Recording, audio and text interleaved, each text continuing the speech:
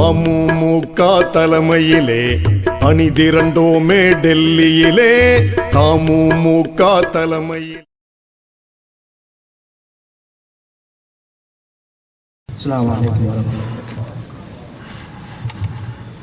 அளவற்ற அருளாளனும் நிகரற்ற அன்புடையனுமாகிய எல்லாம் அல்ல இறைவனின் திருப்பெயர் போற்றி, சாந்தியும் சமாதானமும் நம் தலைவர் முகமது நபி அவர்கள் மீதும், அன்னாரை பின்தொடர்ந்த சத்திய சஹாபாக்கள் மீதும், இன்றளவும் வழி தவறாது அந்த வழியில் சென்று கொண்டிருக்கக்கூடிய அத்தனை உத்தமர் மீதும் என்றென்றும் உண்டாகட்டுமா என்று கூறியவனாக,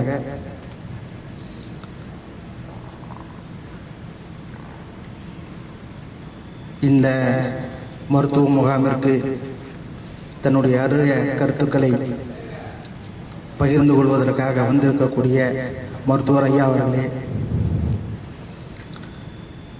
சந்தேகங்களையும் தனது மனதிலே ஆரோக்கியத்திற்குண்டான அத்தனை கேள்விகளையும் கேட்பதற்காகவும் புரிந்து கொள்வதற்காகவும் அதன்படி நடப்பதற்காகவும் ஆவலோடு அமர்ந்திருக்கக்கூடிய அன்பு சகோதரர்களே, உங்கள் அனைவருக்கும் இறைவனுடைய சாந்தியும் சமாதானமும் என்றென்றும் நிலவட்டுமாக.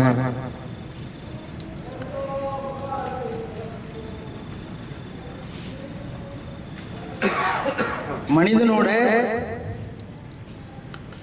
விருந்தும் மருந்தும் மனிதனோடவே பயணிக்கிட்டே இருக்கு. விருந்து இல்லாட்டி கூட மனிதன்கிட்ட மருந்து என்னைக்குமே இருந்துகிட்டே இருக்கு இல்லையா? ஒரு தட்டுல கூட்டு, அவியல், பொரியல், துவையல், அச்சார் வச்சா கூட அதுக்கு அடுத்து மாத்திரை வைக்கக்கூடிய காலகட்டத்தில் நம்ம வாழ்ந்துகிட்டு இருக்கிறோம். அந்த அளவுக்கு மாத்திரை நம்முடைய வாழ்க்கையில பின்னி பிணைஞ்சு போயிருக்கு. அந்த மாத்திரை சரியான முறையில சரியான வலி நிவாரணம் பெறக்கூடிய அளவுக்கு நம்ம மாத்திரையை உட்கொள்றோமா?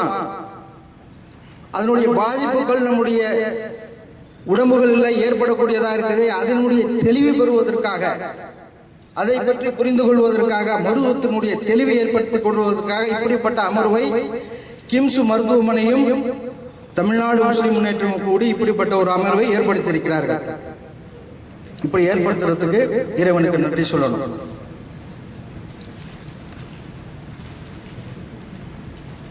இதுல என்னுடைய கேம்ப் ரிசாயத் கேம்ப்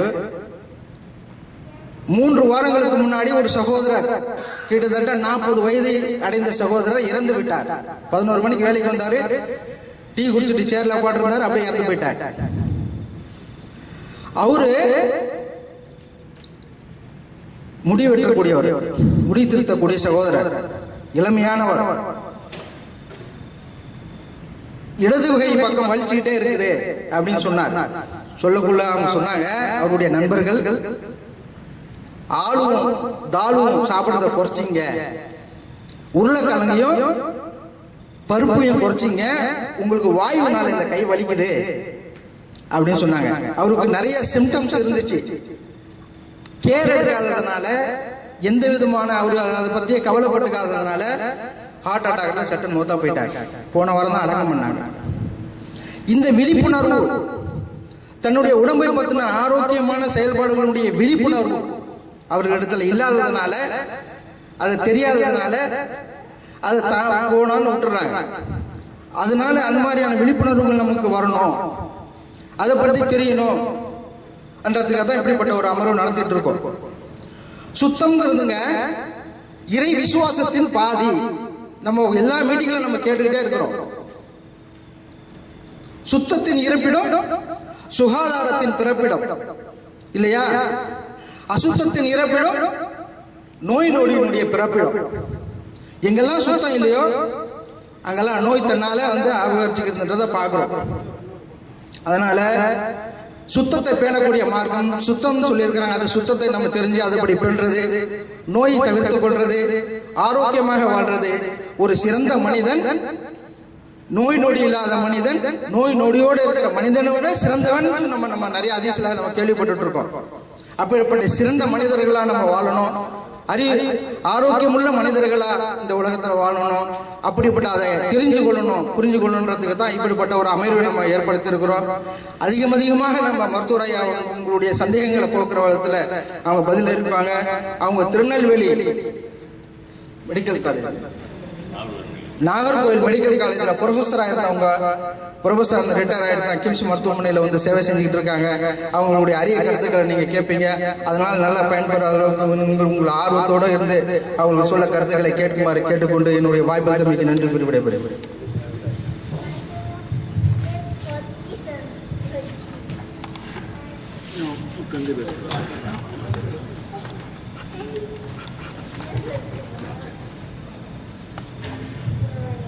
அனைவருக்கும் என்னுடைய மாலை வணக்கத்தை தெரிவித்து கொள்கிறேன். உங்களெல்லாம் நம்ம நாட்டுக்காரங்களை எல்லாம் பார்க்கும்போது உண்மையிலே ரொம்ப சந்தோஷமாக இருக்குது. ஏன்னா நம்ம கல்பு ராஜ்யத்தில் எங்கே போனாலும் மலையாள வாடை தான் அடிக்கணும். இப்படி ஒரு கேதரிங் இருக்குன்னு கேள்விப்பட்ட போல எனக்கு ரொம்ப ஷாக் ஆகிட்டேன்.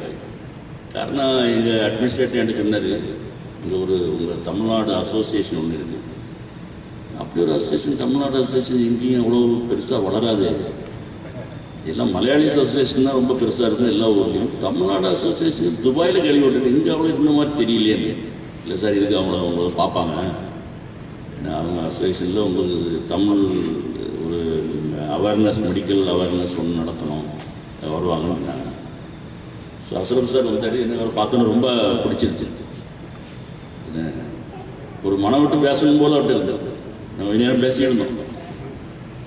ஸோ எனக்கு வரதில் ரொம்ப சந்தோஷம், அவங்களெல்லாம் பார்த்ததில் ரொம்ப சந்தோஷம்.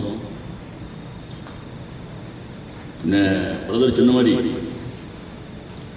அந்த நாளையில் நீங்கள் பார்த்தீங்கன்னா நம்மளோட மூதாயர்கள் நம்மளோட புஸ்தகங்களை, பழைய காலத்து பிரமாண புஸ்தகங்களை எடுத்து பிரட்டி பார்த்தீங்கன்னா ஆதி காலத்தில் 900 வருஷம் 800 வருஷம் அப்படி தான் வாழ்ந்தாங்க பழைய காலத்தில் உள்ளவங்க.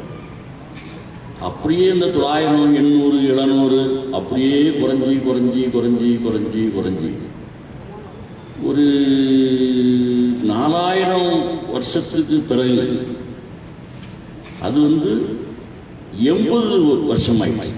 நம்முடைய வயசு 70 தான். அது பலத்தின் மிகுதியால் 80 இல்லை. நல்ல முறையில் வாழ்ந்தாங்கன்னா 70 வயசு. அதுக்கு மேலே அவங்க ரொம்ப கரெக்டாக ஜீவிச்சிட்டாங்கன்னா 80 வயசு. அது எப்போ?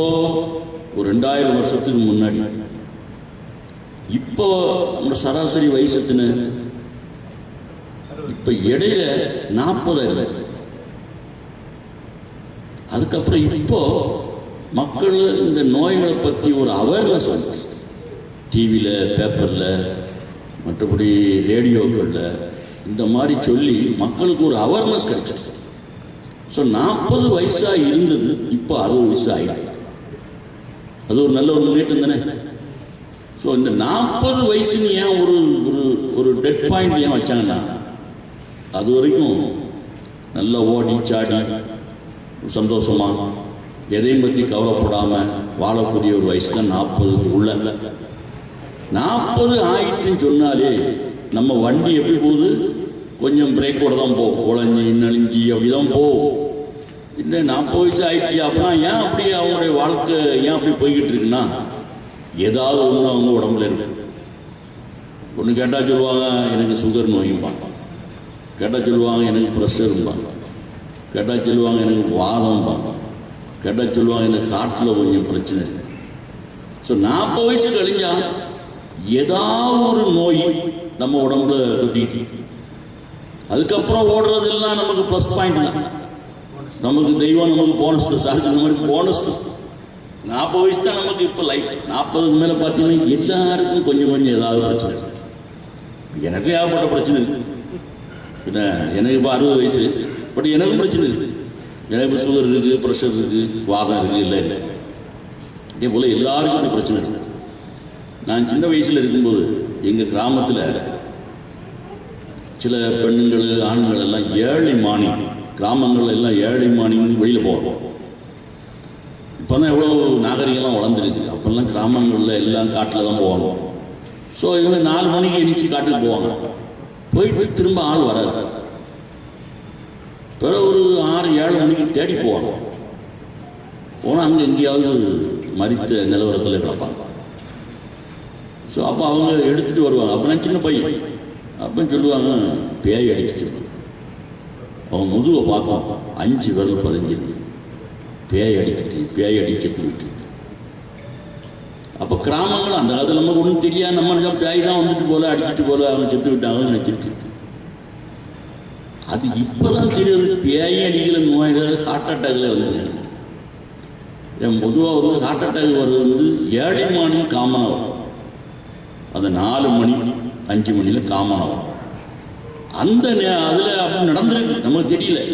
ஏன்னா இப்போ தான் தெரியுது. அந்த இடத்துல ரொம்ப அபூர்வமாக ஒரு ஆளுகளுக்கு நீங்களும் பார்த்துருவீங்க, எல்லாரும் ஏஜ் மேலே ஆளுகள் தானே நீங்கள் தெரிஞ்ச சின்ன வயசில் பார்த்தீங்கன்னா அபூர்வமாக ஒரு ஆள் ஹார்ட் அட்டாக்ல சாகும்.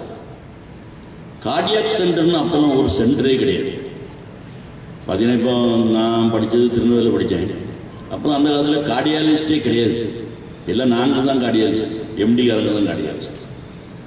இப்போ அப்படி கிடையாது. இப்போ பேஷண்ட்டே வந்து கேட்குறாங்க, இவர் என்ன படிச்சிருக்காரு? இவர் எம்டி தான் படிச்சிருக்காரா, டிஎம் படிக்கலையா, டிஎம் கார்டியாலஜி இல்லையா, என்ன கேட்குறாங்க. அந்த அளவுக்கு ஞானம் வளர்ந்துச்சு. ஸோ இந்த அந்த அளவுக்கு ஹார்ட் அட்டாக் கேஸ் அதிகமாயிடுச்சு. இப்போ சின்ன மாதிரி நேற்றைக்கு இருந்தவன் இன்னைக்கு இருப்பானா என்னன்னு சந்தேகம் வருது. இது எந்த நேரம் ஹார்ட் அட்டாக் வரும்னு யாருக்கும் தெரியாது. ஹார்ட்டுக்குள்ள என்ன சம்பவிச்சுக்கிட்டு இருக்குன்னு நமக்கு தெரியாது. அந்த ஒரு சிச்சுவேஷனில் இப்போ நம்ம ஜீவிச்சுக்கிட்டு இருக்கோம். ஆனாலும் நம்மளுடைய அவேர்னஸ்னால இப்போ நம்முடைய லைஃபினுடைய அந்த நம்ம லைஃப் ஸ்பேன் வந்து கொஞ்சம் கூடிட்டால் எந்த சந்தேகமும் கிடையாது. இன்னும் இப்போ நான் வந்து இப்போ கிம்ஸில் 1 வருஷமாக இருக்கேன். அதாவது மெஜாரிட்டி பேஷண்ட்டு என்ன பேஷண்ட் வருதுன்னா சுகர் பேஷண்ட் தான் மெஜாரிட்டி. அதில் மோஸ்ட்லி யார் வராங்க? மோஸ்ட்லி நம்ம தமிழ்நாட்டுக்காரங்களும் கேரளாக்காரங்களும் தான் வராங்க மோஸ்ட்லி. ஸோ இது ஒரு எக்ஸாம்பிள்.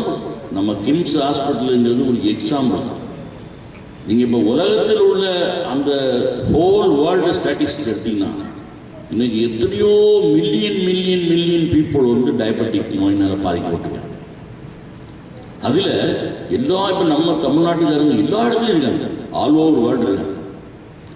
ஸோ எங்கெங்கெல்லாம் தமிழ்நாட்டுக்காரங்க, சவுத் இண்டியன்ஸ், தமிழும் மலையாளிஸ் எங்கெங்கெல்லாம் இருக்காங்களோ அங்கங்கெல்லாம் இந்த நோய் வந்து ரொம்ப காமனாக இருக்கு.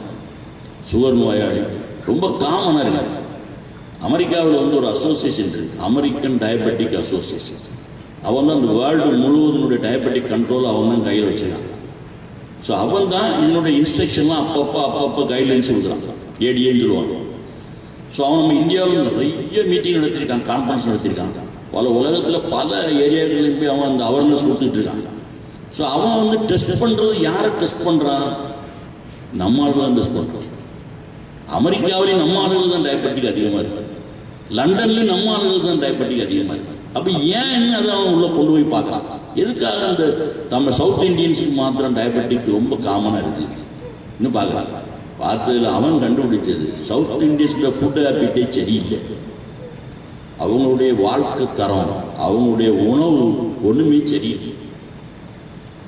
மற்றவங்க நல்லா இருக்காங்க. இந்த சவுத் இண்டியன்ஸ் மட்டும் அந்த உணவு காரியத்தில், ஆகாரத்துடைய காரியத்தில் அவன் கவனிக்கிறதே கிடையாது. சரியா உடல் உழைப்பும் சவுத் இண்டியன்ஸுக்கு இல்லை. பாருங்க, நம்ம ஆல் ஓவர் வேர்ல்டு போனீங்கன்னா அந்த நம்மளுடைய தமிழ் மலையாளிஸ் ஆளுகளுக்கு மட்டும் ஒரு அப்டாமல் பெல்லி இருக்கு. நம்ம அந்த காலத்தில் கிராமங்களில் நம்ம சொல்லுவோம், தொந்தி விழுந்துட்டுனா கொஞ்சம் பைசா பணம் ஏறிட்டு தொந்தி வந்துட்டு இருந்தோம், பணத்தொந்தின்னு சொல்லுவாங்க அந்த காலத்தில் கிராமங்கள். ஏன்னா அதனை தெரியாமல் சொல்லிடுங்க. இன்னைக்கு அவங்க அமெரிக்காக்காரன் கண்டுபிடிச்ச அப்படின்னா தொந்தி யாருக்கு இருக்கோ அவனுக்கு வந்து கண்டிப்பாக சுகர் நோயாளி ஆயிடுவான், என்னைக்காவது ஒரு நாள் ஆயிடுவான். இன்னொன்று புதுசாக கண்டுபிடிச்சிருக்காங்க. ஏன் அந்த தொந்தி உள்ளவங்களுக்கு ஏன் சுகர் நோயாளி வரும்னா, அந்த நம்ம உடம்புல வந்து சிறு வயது முதலே ஃபேட் கொழுப்பு வந்து அக்குமுலேட் ஆகிட்டே இருக்கு. சிறு வயது முதலே பிறந்ததுலேருந்தே கொழுப்பு வந்து நம்ம பிறந்த குழந்தை சாப்பிட்றதுலேருந்து சாக போகிற மனுஷன் சாப்பிட்ற வரைக்கும் அந்த கொழுப்புகள் உடம்புல அக்குமுலேட் ஆகிட்டே இருக்கு. ஆகி உடம்புல பல பாகத்திலையும் இந்த கொழுப்பு போயிருக்கு. அதில் வயிற்று பாகத்தில் தான் அதிகமாக கொழுப்பு. ஸோ வயிற்று பாகத்தில் கொழுப்பு அதிகமாக இருந்தால் அவங்களுக்கு கண்டிப்பாக சுகர் நோயாளி ஆயிடுவாங்க என்னைக்காக வரும். ஏன்னா அதனால தான் தொந்தி இருந்துன்னா சுகர் நோயாளி என்னைக்கும் ஆயிடுவான்னு தெரியும். இதுதான் நமக்கு அவங்க இதை கண்டுபிடிச்சது. நம்முடைய ஹேபிட்டு, நம்ம நல்லா சாப்பிடுவோம், உடல் உழைப்பு கிடையாது. என்ன அது பாட்டில் சாப்பிட வேண்டியது, நம்ம உறங்க வேண்டியது, இது ஒன்று தான் நம்ம படிச்சிருக்கோம். என்ன தெய்வம் நமக்கு நல்ல அனுகிரகம் தந்திருக்காரு, ஆசீர்வாதமாக வச்சிருக்காரு, நல்ல சாப்பாடு இருந்திருக்கு, சாப்பிடணும், படுத்தணும். எந்த விதமான அத்வானமோ உழைப்போ கிடையாது. அதனால நமக்கு உடம்பு அந்த சாப்பிடக்கூடிய சாப்பாடு எல்லாம் ஃபேக்ட் அவ்வளோ போய் அக்குமுலேட் ஆகிடும். உடம்புல அக்குமுலேட் ஆகி நமக்கு சுகரை உண்டாக்கிறாங்க. அதான் நம்ம சவுத் இந்தியா, அதாவது யூஸ்வலாக all over world the capital of டயபெட்டிக்னு சொல்லுவாங்க. கேபிட்டல் டயபெட்டிக்னுடைய கேபிட்டல் எங்கே இருக்கு தெரியுமா? சென்னை. இது அமெரிக்காவில் போய் கேபிட்டல் ஆஃப் டயபெட்டிக்னா ஒன்று சொல்லுவாங்க, சென்னை தானேப்பா. அவன் சென்னையை பார்த்துருக்க மாட்டான். இன்னும் உலகம் முழுவதும் அவேர்னஸ், சென்னை தான் டயபெட்டிக்னுடைய கேபிட்டல். ஸோ அதனால சென்னையில் என்ன பண்ணியிருக்காங்க? இப்போ டயபெட்டிக் ஹாஸ்பிட்டல் பாருங்க, நம்ம இந்தியா முழுவதும் உள்ள டயபெட்டிக் ஹாஸ்பிட்டலை விட சென்னையில் இருக்க டயபெட்டிக் ஹாஸ்பிட்டல் தான் நிறைய இருக்கு. உதாரணமாக டாக்டர் மோகன், டாக்டர் சேஷையா, மோகன் ஃபேமிலி நிறைய இருக்காங்க. ஏன்னா அதனால் மதுரையில் இப்போ எம்இ டயபெட்டிஸ் சென்டர் மதுரையிலே வந்துருக்கு. எல்லாம் ஆல் ஓவர் தமிழ்நாடு ஃபுல்லாக இந்த குரூப்பு டயபெட்டிக் ஹாஸ்பிட்டல் வச்சுருக்காங்க. நான் ஒரு நாள் சென்னையில் எக்மோரில் டாக்டர் ராமச்சந்திரன், அவர் டாக்டர் மோகனுடைய அத்தான், அவருடைய ஹாஸ்பிட்டலுக்கு நான் சும்மா போய் படிக்கணும்னு போனேன். எப்படின்னா அங்கே என்ன அட்மினிஸ்ட்ரேஷன் எப்படி நடத்துகிறாங்க, எப்படி பேஷண்ட்லாம் வராங்க, எப்படி அந்த டயபெட்டிக் காரியத்தை அப்ரோச் பண்ணுறாங்கன்னு பார்க்குறதுக்காக ஒரு நாள் ஃபுல்லாக நாங்கள் இருந்தேன். டாக்டர் ராமச்சந்திரன் என் ஃப்ரெண்டு, அவர் ஜேபிஆர் கழிவுட்டு சத்யபாமா யூனிவர்சிட்டியினுடைய சான்சலர், அவர் எனக்கு க்ளோஸ் பண்ணுறாரு. ஸோ அவர்கிட்ட நாங்கள் பேசிட்டு சொன்னால், நீ ஒரு நாள் போய் நான் டாக்டர் ராமச்சந்திரன் சொல்லுதேன், நீ ஒரு நாளைக்கு பாரு, அப்போ உனக்கு அங்கே என்ன நிர்வாகம் பண்ணிட்டு இருக்கான்னு தெரியல. ஸோ அவருடைய ரெக்கமெண்டேஷனில் ஒரு நாள் போனேன், போய் பார்த்தேன். ஸோ அங்கே நான் பின்னா நான் டாக்டர்னு அவங்களுக்கு யாருக்குமே தெரியாது. நான் சும்மா ஒரு ஓரத்தில் நின்று பார்த்துட்டு இருந்தேன். எனக்கு நிற்கக்கூடிய ஒரு நாள் முழுவதும் அங்கே இருந்திருக்கேன், நிற்க இடமே சீட்டே இல்லை. அந்த அளவுக்கு டயபெட்டிக் பேஷண்ட் அங்கே நிறைஞ்சிருக்கேன், எங்கேருந்துலாமா வராங்க. ஸோ பாருங்க, அப்போ எந்த அளவுக்கு டயபெட்டிக் பேஷண்ட் நம்ம ஊரில் கூடியிருக்காங்க. அது எஸ்பெஷலி தமிழ்நாட்டில் ரொம்ப அதிகமாக இருக்காங்க. வரக்கூடிய பேஷண்ட்டில் கூடுதல் நமக்கு நம்ம தமிழ் பேஷண்ட் தான் டயபெட்டிக்கில் வராது. ஸோ அந்த டயபெட்டிக்கை பற்றி கொஞ்சம் உங்ககிட்ட ஒரு அவேர்னஸ் பற்றி சொல்லலான்னு நான் கொஞ்சம் வாங்கியா இருக்கேன். அதை நான் சொல்லுவேன். மறுபடியும் லாஸ்ட்டில் டயபெட்டிக் மாத்திரம் இல்லை, பாக்கி உள்ள காரியங்கள், எந்த மெடிக்கல் சம்மந்தப்பட்ட காரியங்கள், இந்த கேள்விகளுக்கு நம்ம சொல்ல தயாராக. ஸோ டயபெட்டிக்னா என்ன அர்த்தம்னா, உடம்புல சுகர், ரத்தத்தில் சுகர் அளவு அதிகமாக இருக்குன்னு அர்த்தம். ஸோ சுகர் அளவு அதிகமாக இருக்குன்னு எப்போ நம்ம கண்டுபிடிப்போம்? நம்ம யூரின்ல ஒரு சுகர் வரும். முதல்ல அந்த காலத்தில் நம்ம என்ன பண்ணுவாங்க, யூரின் செக் பண்ணி பார்ப்போம். நம்ம ஊரில் நீங்கள் முதல்ல போனீங்கன்னா அந்த காலத்தில் தான் சொல்லுவாங்க, டாக்டர் சொல்லுவார், இப்போ யூரினை செக் பண்ணிட்டு வரீங்களா, அந்த சுகர் இருக்கான்னு பார்ப்போம். ஸோ நம்ம யூரினை செக் பண்ணிட்டு வருவோம். வந்தோடனே யூரினில் சுகர் இருக்குன்னு சொல்லுவாங்க. அப்போ நீங்கள் டயபெட்டிக்னா அந்த காலம் சொல்லிட்டு இருந்தாங்க. இப்போ அப்படி கிடையாது. இப்போ நிறைய டெஸ்ட்டுலாம் வந்துச்சு. இப்போ யூரின் சுகரை வச்சு யாருமே டயபெட்டிக் என்னன்னு இப்போ சொல்கிறது கிடையாது. ஏன்னா பல கண்டிஷன்லையும் யூரினில் சுகர் வரும். அதனால யூரினில் சுகர் இருந்தால் டயபெட்டிக்னு அப்படின்லாம் இப்போ கிடையாது. ஸோ யூரினில் சுகர் எப்போ வரும்? சாதாரணமாக நம்ம ரத்தத்தில் சுகரினுடைய அளவு 180க்கு மேலே ஆயிடுச்சுன்னா எல்லாருக்கும் ஓவர்ஃப்ளோ ஆகும். அந்த ஓவர்ஃப்ளோ ஆகும்போது கிட்னி நம்முடைய சுகரை எஸ்கிரேட் பண்ணுறது கிட்னி ஆகும். ஸோ அந்த கிட்னி 180 வரைக்கும் தான் அதை அடக்கி வைக்க முடியும். அதுக்கு மேலே நம்முடைய கிட்னிக்கு ஃபங்க்ஷன் கிடையாது. ஸோ அதுக்கு மேலே வரக்கூடிய சுகர் எல்லாம் யூரினில் பாஸ் பண்ணிடும். ஸோ யூரினில் அப்போ தான் அந்த சுகர் யூரின் சுகர் 1+2+ன்னு சொல்கிறது அப்போ தான். ஸோ டோட்டல் அமௌண்ட் 180க்கு மேலே வந்துன்னா யூரினில் வந்துடும். ஸோ இந்த சுகர் நோயாளியை, சுகருக்கு 2 விதமான சுகர் நோய் இருக்கு. ஒன்று என்ன சொல்லுவாங்க, டைப் 1ன்னு சொல்லுவாங்க, இன்னொன்று டைப் 2ன்னு சொல்லுவாங்க. இந்த டைப் 1ன்னா என்ன, டைப் 2ன்னா என்ன? அப்போ டைப் 1ன்னா மொத்தத்தில் சுகர் நோய் வர்றதுக்கு காரணம் நம்ம வயிற்றுக்கு உள்ள பேன்கிரியாஸ்ன்னு ஒரு கிளாண்ட். அந்த பேன்கிரியாஸ்லேருந்து என்ன அந்த ஒரு திரவம் வந்து செக்ரேட் ஆகும், அதுக்கு பேர் இன்சுலின். அந்த இன்சுலின் வந்து எப்போ செக்ரேட் ஆகும்னா நம்ம உடம்புல சுகர் இருந்தால் செக்ரேட் ஆகும், இல்லைன்னா செக்ரேட் ஆகும். ஸோ அப்போ அதிகமாக சுகர் இருக்கும்போது என்ன அதிகமாக செக்ரேட் ஆகும். அதிகமாக செக்ரேட் ஆகும் என்ன ஆகும், அந்த பேங்க்ரியாட்டிக் ஃபங்க்ஷன் வந்து குறைஞ்சிடும். அதிகமாக வேலை பார்க்க பேங்க்ரியாட்டிக் ஃபங்க்ஷன் வந்து குறைஞ்சிடும். ஸோ அதில் வரக்கூடிய பேங்க்ரியாட்டிக் ஃபங்க்ஷன் குறைஞ்சிட்டுன்னா இன்சுலின் அளவும் குறைஞ்சிடும். ஸோ இன்சுலின் அளவு குறைஞ்சிட்டுனா நாளடைவில் அவங்கெல்லாம் வந்து டைப் 1 டயபெட்டிக் ஆகிடும். ஸோ டைப் 2 டயபெட்டிக்னா என்ன, டைப் 2 டயபெட்டிக்னா இன்சுலின்லாம் சரியாக தான் செக்ரேட் ஆகும். பட்டு இன்சுலின் வந்து நம்ம உடம்புல சரியாக ஆக்ஷன் ஆகலை. ஏன் ஆக்ஷன் ஆக மாட்டேங்குது, அந்த இன்சுலினுடைய ஃபங்க்ஷன் என்ன, அந்த இன்சுலின் நம்ம ரத்தத்தில் உள்ள சுகரை உடம்புல பல பாகங்களுக்கு கொண்டு போய், நம்ம இப்போ கை வேலை பார்க்கணும்னா கைக்கு சுகர் வரும். இந்த சுகர் எப்படி வருது, நம்ம இன்சுலின் உடம்புல உள்ள இன்சுலின் நம்ம சுகரை இந்த கைக்கு கொண்டு வருது. அப்படி கைக்கு கொண்டு வரலைன்னா இந்த கை வேலை பார்க்க கை தளர்ந்து வந்து சீனாயிடும், பெட்டிக்காய் டயர்டாயிடும். ஸோ முக்கிய காரணம் இன்சுலின் வேணும். பட் இந்த டைப் 2 ஆளுகளுக்கு இன்சுலின் செக்ரெட் ஆகுது, பட் இன்சுலின் வேலை வரும். அதான் ஏன் வேலை பார்க்கல, அப்போ இன்சுலின் வேலை பார்க்க முடியாத அளவுக்கு நம்ம உடம்புல கொழுப்பு அதிகமாகிடும். ஸோ கொழுப்பு அதிகமாகிட்டுன்னா இன்சுலின் வந்து இந்த கடைசி அர்த்தத்துக்கு அந்த சுகரை கொண்டு வர முடியாது, வந்தாலும் வேலை பார்க்காது. ஏன்னா அந்த இன்சுலினுக்கும் இந்த மசிலுக்கும் இடையில கொழுப்பு இருக்கும், இந்த கொழுப்பு பிளாக் பண்ணிடும். ஸோ இன்சுலின் வேலை பார்க்க விடாமல் இருக்கும். ஸோ இவங்களுக்கு இந்த மாதிரி ஆளுங்களுக்கு இன்சுலின் அதிகமாகிடும். ஸோ அப்போ என்ன பண்ணணும்னா அந்த ஃபேட்டை நம்ம குறைக்கணும். அந்த ஃபேட்டை குறைஞ்சா இந்த இன்சுலின் வந்து நமக்கு வேலை பார்க்கும். ஸோ இந்த சுகர் குறையும். பட் இதுதான் வந்து டைப் 1 டைப் 2. இதில் மோஸ்ட்லி டைப் 1 வந்து யாருக்கு வரும்னா மோஸ்ட்லி 40 வயசுக்கு உள்ளவங்க தான் டைப் 1 வரும். 40 வயசுக்கு மேலே உள்ளவங்களுக்கு டைப் 2 தான் காமனாக வரும். இந்த 40 வயசுக்கு கீழே இருக்கிறவங்களும் பார்த்தீங்கன்னா இப்போ சவுதி பிள்ளைங்கள்லாம் பார்த்தீங்கன்னா ரொம்ப ஒபிஸாக இருப்பாங்க, ரொம்ப தடியாக இருப்பாங்க. ஸோ அவங்களுக்கு சுகர் வர்றதுக்கு சான்ஸ் இருக்குது. அது வந்து 40 வயசுக்கு கீழே தான் பாருங்கள். 20 வயசு 25 வயசுலாம் சவுதி பிள்ளைகளுக்கு டயபெட்டிக். ஏன் என்ன காரணம், அவங்களுக்கு டைப் 1 கிடையாது, அவங்களுக்கு வந்து இன்சுலின்லாம் கரெக்டாக செக்ரெட் ஆகுது. Because of over weight, obesity, fat அதிகமாக இருக்குது. அதனால் அவங்களுக்கு வந்து டைப் 2 வந்து சின்ன வயசுலேயே வந்து அப்படி ஒரு சின்ன ஒரு வித்தியாசம். யூஸ்வலாக டைப் 1 வந்து 40 வயசுக்கு கீழே வரும், டைப் 2 வந்து 40 வயசுக்கு மேலே வரும். பட் இந்த மாதிரி ஒபிஸ் ஆளுங்களுக்கு வந்து டைப் 2 வந்து 40 வயசுக்கு கீழே வந்துடும். இவன் 20 வயசுலேயே டைப் 2 டயபெட்டிக் இருக்குது. ஸோ இதுதான் வந்து டைப் 1 டைப் 2ங்கிற டயபெட்டிக். ஸோ இது வந்து உண்டாகிறதுக்கு காரணம் நான் சொல்லியிருக்கேன், இன்சுலின் தான். இன்சுலின் காரணம். சில ஆளுகளுக்கு இன்சுலின் செக்ரெட் ஆகாது, சில ஆளுகளுக்கு செக்ரெட் ஆகும், சரியாக வேலை பார்க்காத காரணம் ஓவர் வெயிட்டு, ஒபிசிட்டி, அது உடம்புல அதிகமாக கொழுப்பு, இதுதான் காரணம்.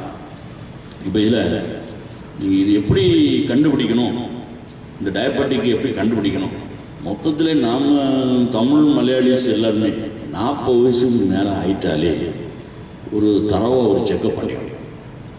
என்ன செக்கப் பண்ணணும், முதல்ல ஒரு ரேண்டம் பிளட் சுகர் எப்போவுமே பார்க்கலாம். ரேண்டம் பிளட் சுகர்னால் எப்போவா ஒரு நேரம் போய் ஒரு சுகர் செக் பண்ணணும். ஸோ அப்படி செக் பண்ணும்போது ஒரு 110, 120, 140 இருக்குன்னு வைங்க. ஸோ அவள் விட்டுணும். பிறகு இன்னொரு நாள் வந்து ஃபாஸ்டிங்கில் செக் பண்ணணும். ஸோ ஃபாஸ்டிங்கில் சிலப்போ சில ஆளுகள் பார்த்தீங்கன்னா ஃபாஸ்டிங்கில் 100 விட்டுணும். ஒரு 2 வாரமோ இல்லை 1 மாதம் கழிச்சு பழையபடி ஃபாஸ்டிங்கும் பார்க்கணும், சாப்பிட்டுட்டு 2 மணிக்கு கழிஞ்சு அந்த சுகரும் எடுத்து பார்க்கணும். ஸோ யூஸ்வலாக வந்து ஃபாஸ்டிங் பிளட் சுகர் எவ்வளோ இருக்குன்னா 100க்கு உள்ளே இருக்கும். எல்லாரும் எல்லா டயபெட்டிக்காக இருந்தாலும் சரி, டயபெட்டிக் இல்லாதவங்களாக இருந்தாலும் சரி, ஃபாஸ்டிங் பிளட் சுகர் 100க்கு உள்ளே இருக்கும். ஸோ ஆகாரத்துக்கு மேலே 2 மணிக்கூர் கழிஞ்சு ஆகாரத்துக்கு மேலே டெஸ்ட் பண்ணால் ஃபாஸ்டிங் பிளட் சுகருக்கும் ஆகாரத்துக்கு 2 மணிக்கூர் கழிஞ்சு செக் பண்ணக்கூடிய பிளட் சுகருக்கு இடையில டிஃப்ரென்ஸு 40 தான் இருக்கும். 40 மேலே இருக்கக்கூடாது. ஸோ சப்போஸ் வந்து ஃபாஸ்டிங் பிளட் சுகர் 90ன்னு வச்சுருக்கு. ஸோ 130 தான் 2 மணிக்கூர் கழிஞ்சு பிளட் சுகர் செக் பண்ணால் 130 தான் இருக்கணும், 130க்கு மேலே இருக்கக்கூடாது. இது ஒரு வகையான ஒன்று. ஸோ இது எந்த சிம்டம்னா நமக்கு இது சுகர் இருக்குன்னு சொல்லலாம்னா அதுவும் நல்லா தெரியும். தண்ணி தாகம் அதிகமாக இருக்கும். என்ன பின்ன ராத்திரி, எஸ்பெஷலி ராத்திரி படுத்த பிறகு, நம்ம இப்போ ராத்திரி யூஸ்வலாக படுக்கிறது ஒரு 10 மணிக்கு படுக்கணும் வைங்களேன். 10 மணிக்கு படுத்த பிறகு வந்து நார்மல் மெக்கானிசம் நம்ம உடம்புல நமக்கு தெய்வம் வச்சிருக்க நார்மல் மெக்கானிசம் என்னன்னா, படுத்த பிறகு யூரின் போகக்கூடாது. ஏன் போகக்கூடாது? அதுக்கு தகுந்த மாதிரி தான் உடம்புல தெய்வம் ஒரு மெக்கானிசத்தை உண்டாக்கி வச்சிருக்கேன். நம்ம ராத்திரி அடிக்கடி யூரின் போய்கிட்டு இருந்தால் நமக்கு உறக்கம் டிஸ்டர்ப் ஆயிடுமே. ராத்திரி வச்சிருக்கிறதே தெய்வம் உறங்குறதுக்காக. ஸோ அந்த உறக்கம் டிஸ்டர்ப் பண்ணுறவங்கள தெய்வம் நமக்கு தரமாட்டாங்க. ஸோ அதையும் மீறி வந்துருக்குன்னா அதான் காரணம் டயபெட்டிக். ஸோ நைட்டில் யூரின் போகக்கூடாது யாருக்குமே. அப்படி நைட் டைமில் யூரின் போனால் சிலவங்க பார்த்தா 2 நேரம் 3 நேரம் போகும், உறக்கம் டிஸ்டர்ப் ஆகும். ஸோ கண்டிப்பாக அவங்க வந்து டயபெட்டிக் இருக்கான்னு ஸ்க்ரீன் பண்ணணும். அந்த ஸ்க்ரீனில் ரொம்ப டயர்டாக இருக்குது சிலவங்க. ஏன்னா சிலவங்களுக்கு வந்து தலையெல்லாம் கறணும். ஏன்னா சிலவங்க வந்து ஒர்க்கில் கான்சன்ட்ரேட் பண்ண முடியாது. சிலவங்க வந்து நைட்டில் உறக்கமே இருக்காது. அப்படிப்பட்டவங்க நமக்கு ஏதோ சுகர் இருக்கலாம் நம்ம சந்தேகப்பட்டு நம்ம வந்து சுகர் செக் பண்ணுறது நல்லது. பின்ன எப்படி இந்த சுகர் செக் பண்ணுறது, இந்த ஒரு காரியம் நான் சொல்லியிருக்கேன். ஏன்னா பாசிட்டிவ் பிளட் சுகர் ஆகாரத்துக்கு மேலே 2 மணிக்கூர் கழிஞ்சு ஆகாரத்துக்கு மேலே செக் பண்ணுறது சொல்லி. இதோட இன்னொரு டெஸ்ட் உண்டு, HbA1c சொல்லுவாங்க. அது ஒரு ஸ்பெஷல் டெஸ்ட். ஏன்னா இந்த சுகரை இப்போ சிலவங்க இப்போ நீங்கள் பார்த்தீங்கன்னா 1 இயரில் இப்போ நிறைய நியூலி டயபெட்டிக் நிறைய படிச்சிருக்கேன் கிம்ஸில். எப்படின்னா இப்போ இவங்க பல ஹாஸ்பிட்டலும் போயிட்டு வந்து என்ன பண்ணுறாங்க, சார் நாங்கள் போன மாதம் ஷிவாவில் பார்த்தோம், போன மாதம் தம்மாமில் பார்த்தோம், போன மாதம் ஜுபைல் மெடிக்கல் சென்டரில் பார்த்தோம். எவ்வளோ இருக்குது சார்? அது 109 தான் இருக்குது. 109. அப்போ சுகர் இல்லைன்னு தான் டாக்டர் சொன்னார். அவங்க என்னன்னா அவங்க டாக்டரும் சொன்னது தப்பு, இவங்களும் அதை மனசிலாக்கிட்டு ரொம்ப தப்பு. ஆக்சுவலாக அப்படி நினைக்க கூடாது. அது வந்து ஸ்பெஷலிஸ்ட்கிட்ட போய் நம்ம உண்மையில டயபெட்டிக் தானான்னு அந்த ஸ்பெஷலிஸ்ட் டெஸ்ட் எல்லாம் செய்து பார்க்கலாம். அதில் ஒரு டெஸ்ட் தான் இந்த HbA1cன்னு சொல்லுவாங்க. இந்த டெஸ்ட் எப்படின்னா நார்மலாக வந்து 5.7 கீழே இருக்கணும் நார்மலாக. ஸோ 5.7 6.4 வரைக்கும் அந்த ரேஞ்சை எடுத்து பார்த்தோன்னா அதுக்கு அர்த்தம் என்னன்னா இவங்களுக்கு பேர் ப்ரீ டயபெட்டிக் பேர். இவங்க இன் ஃபியூச்சரில் இவங்களுக்கு டயபெட்டிக் ஆகுறதுக்கு சான்ஸ் மோர். எந்த நேரமும் இவங்க டயபெட்டிக் ஆகலாம். ஸோ அந்த நேரம் நம்ம கண்டுபிடிச்சிட்டோம்னா அவங்கள கொஞ்சம் வாணி கொடுத்து நீங்கள் உங்களுக்கு டயபெட்டிக் வர்றதுக்கு சான்ஸ் இருக்குது, நீங்கள் ப்ரீ டயபெட்டிக் ரேஞ்சில் இருக்கீங்க, ஆனால் நீங்கள் இந்த நேரம் கொஞ்சம் ஆகாரம் நம்ம கவனிக்கணும், நம்ம எக்ஸசைஸும் கவனிக்கணும். அப்படி கவனிச்சிங்கன்னா உங்களுக்கு டயபெட்டிக் வராமல் தடுத்துடலாம். அது மட்டும் உங்கள் ஃபாதர் மதர்லாம் டயபெட்டிக் இருக்கா, அம்மாவுக்கு சொல்லுவாங்க எங்கள் அப்பா அம்மாவுக்கு டயபெட்டிக். ஸோ அப்போ இது உங்களுக்கு வந்து கரெக்டான நேரத்தில் நீங்கள் பிடிச்சிருக்கீங்க. இந்த நேரம் நீங்கள் கவனிச்சிங்கன்னா உங்களுக்கு டயபெட்டிக் ஆக விடாமல் தடுத்துடலாம். ஏன்னா 6.5 ஆகிடுச்சுன்னா நீங்கள் டயபெட்டிக் தான், நீங்கள் மருந்து எடுத்து தான். இந்த 5.7க்கும் 6.4க்கு இடையிலன்னா நீங்கள் மருந்து எடுக்காமே நீங்கள் உங்களை பாதுகாத்துக்கலாம். இந்த நேரத்தில் நீங்கள் சரியாக கவனிச்சிட்டிங்கன்னா இவ்வளோ வாழ்க்கை பூரா டயபெட்டிக்கு செலவாக்குற பைசா எல்லாம் மிச்சம். இப்போ ஒரு நாளைக்கு எத்தனை ரூபா செலவாக்குறாங்க நம்ம டயபெட்டிக் ஆளுங்க? நிறைய ரூபா செலவாக்குறாங்க. இப்போ எங்கேயாவது இன்சூரன்ஸ் இருக்குது? நம்ம ஊரில் என்ன இன்சூரன்ஸ் இருக்குது? ஒன்றுமே கிடையாது. எல்லாம் பைசாவோட தான் வாங்கணும். நிறைய பார்த்தா ஒரு நாளைக்கு ஒரு மாதத்துக்கே 3000-4000 டயபெட்டிக் செலவாக நம்ம பேசி சாப்பிட்டாங்க.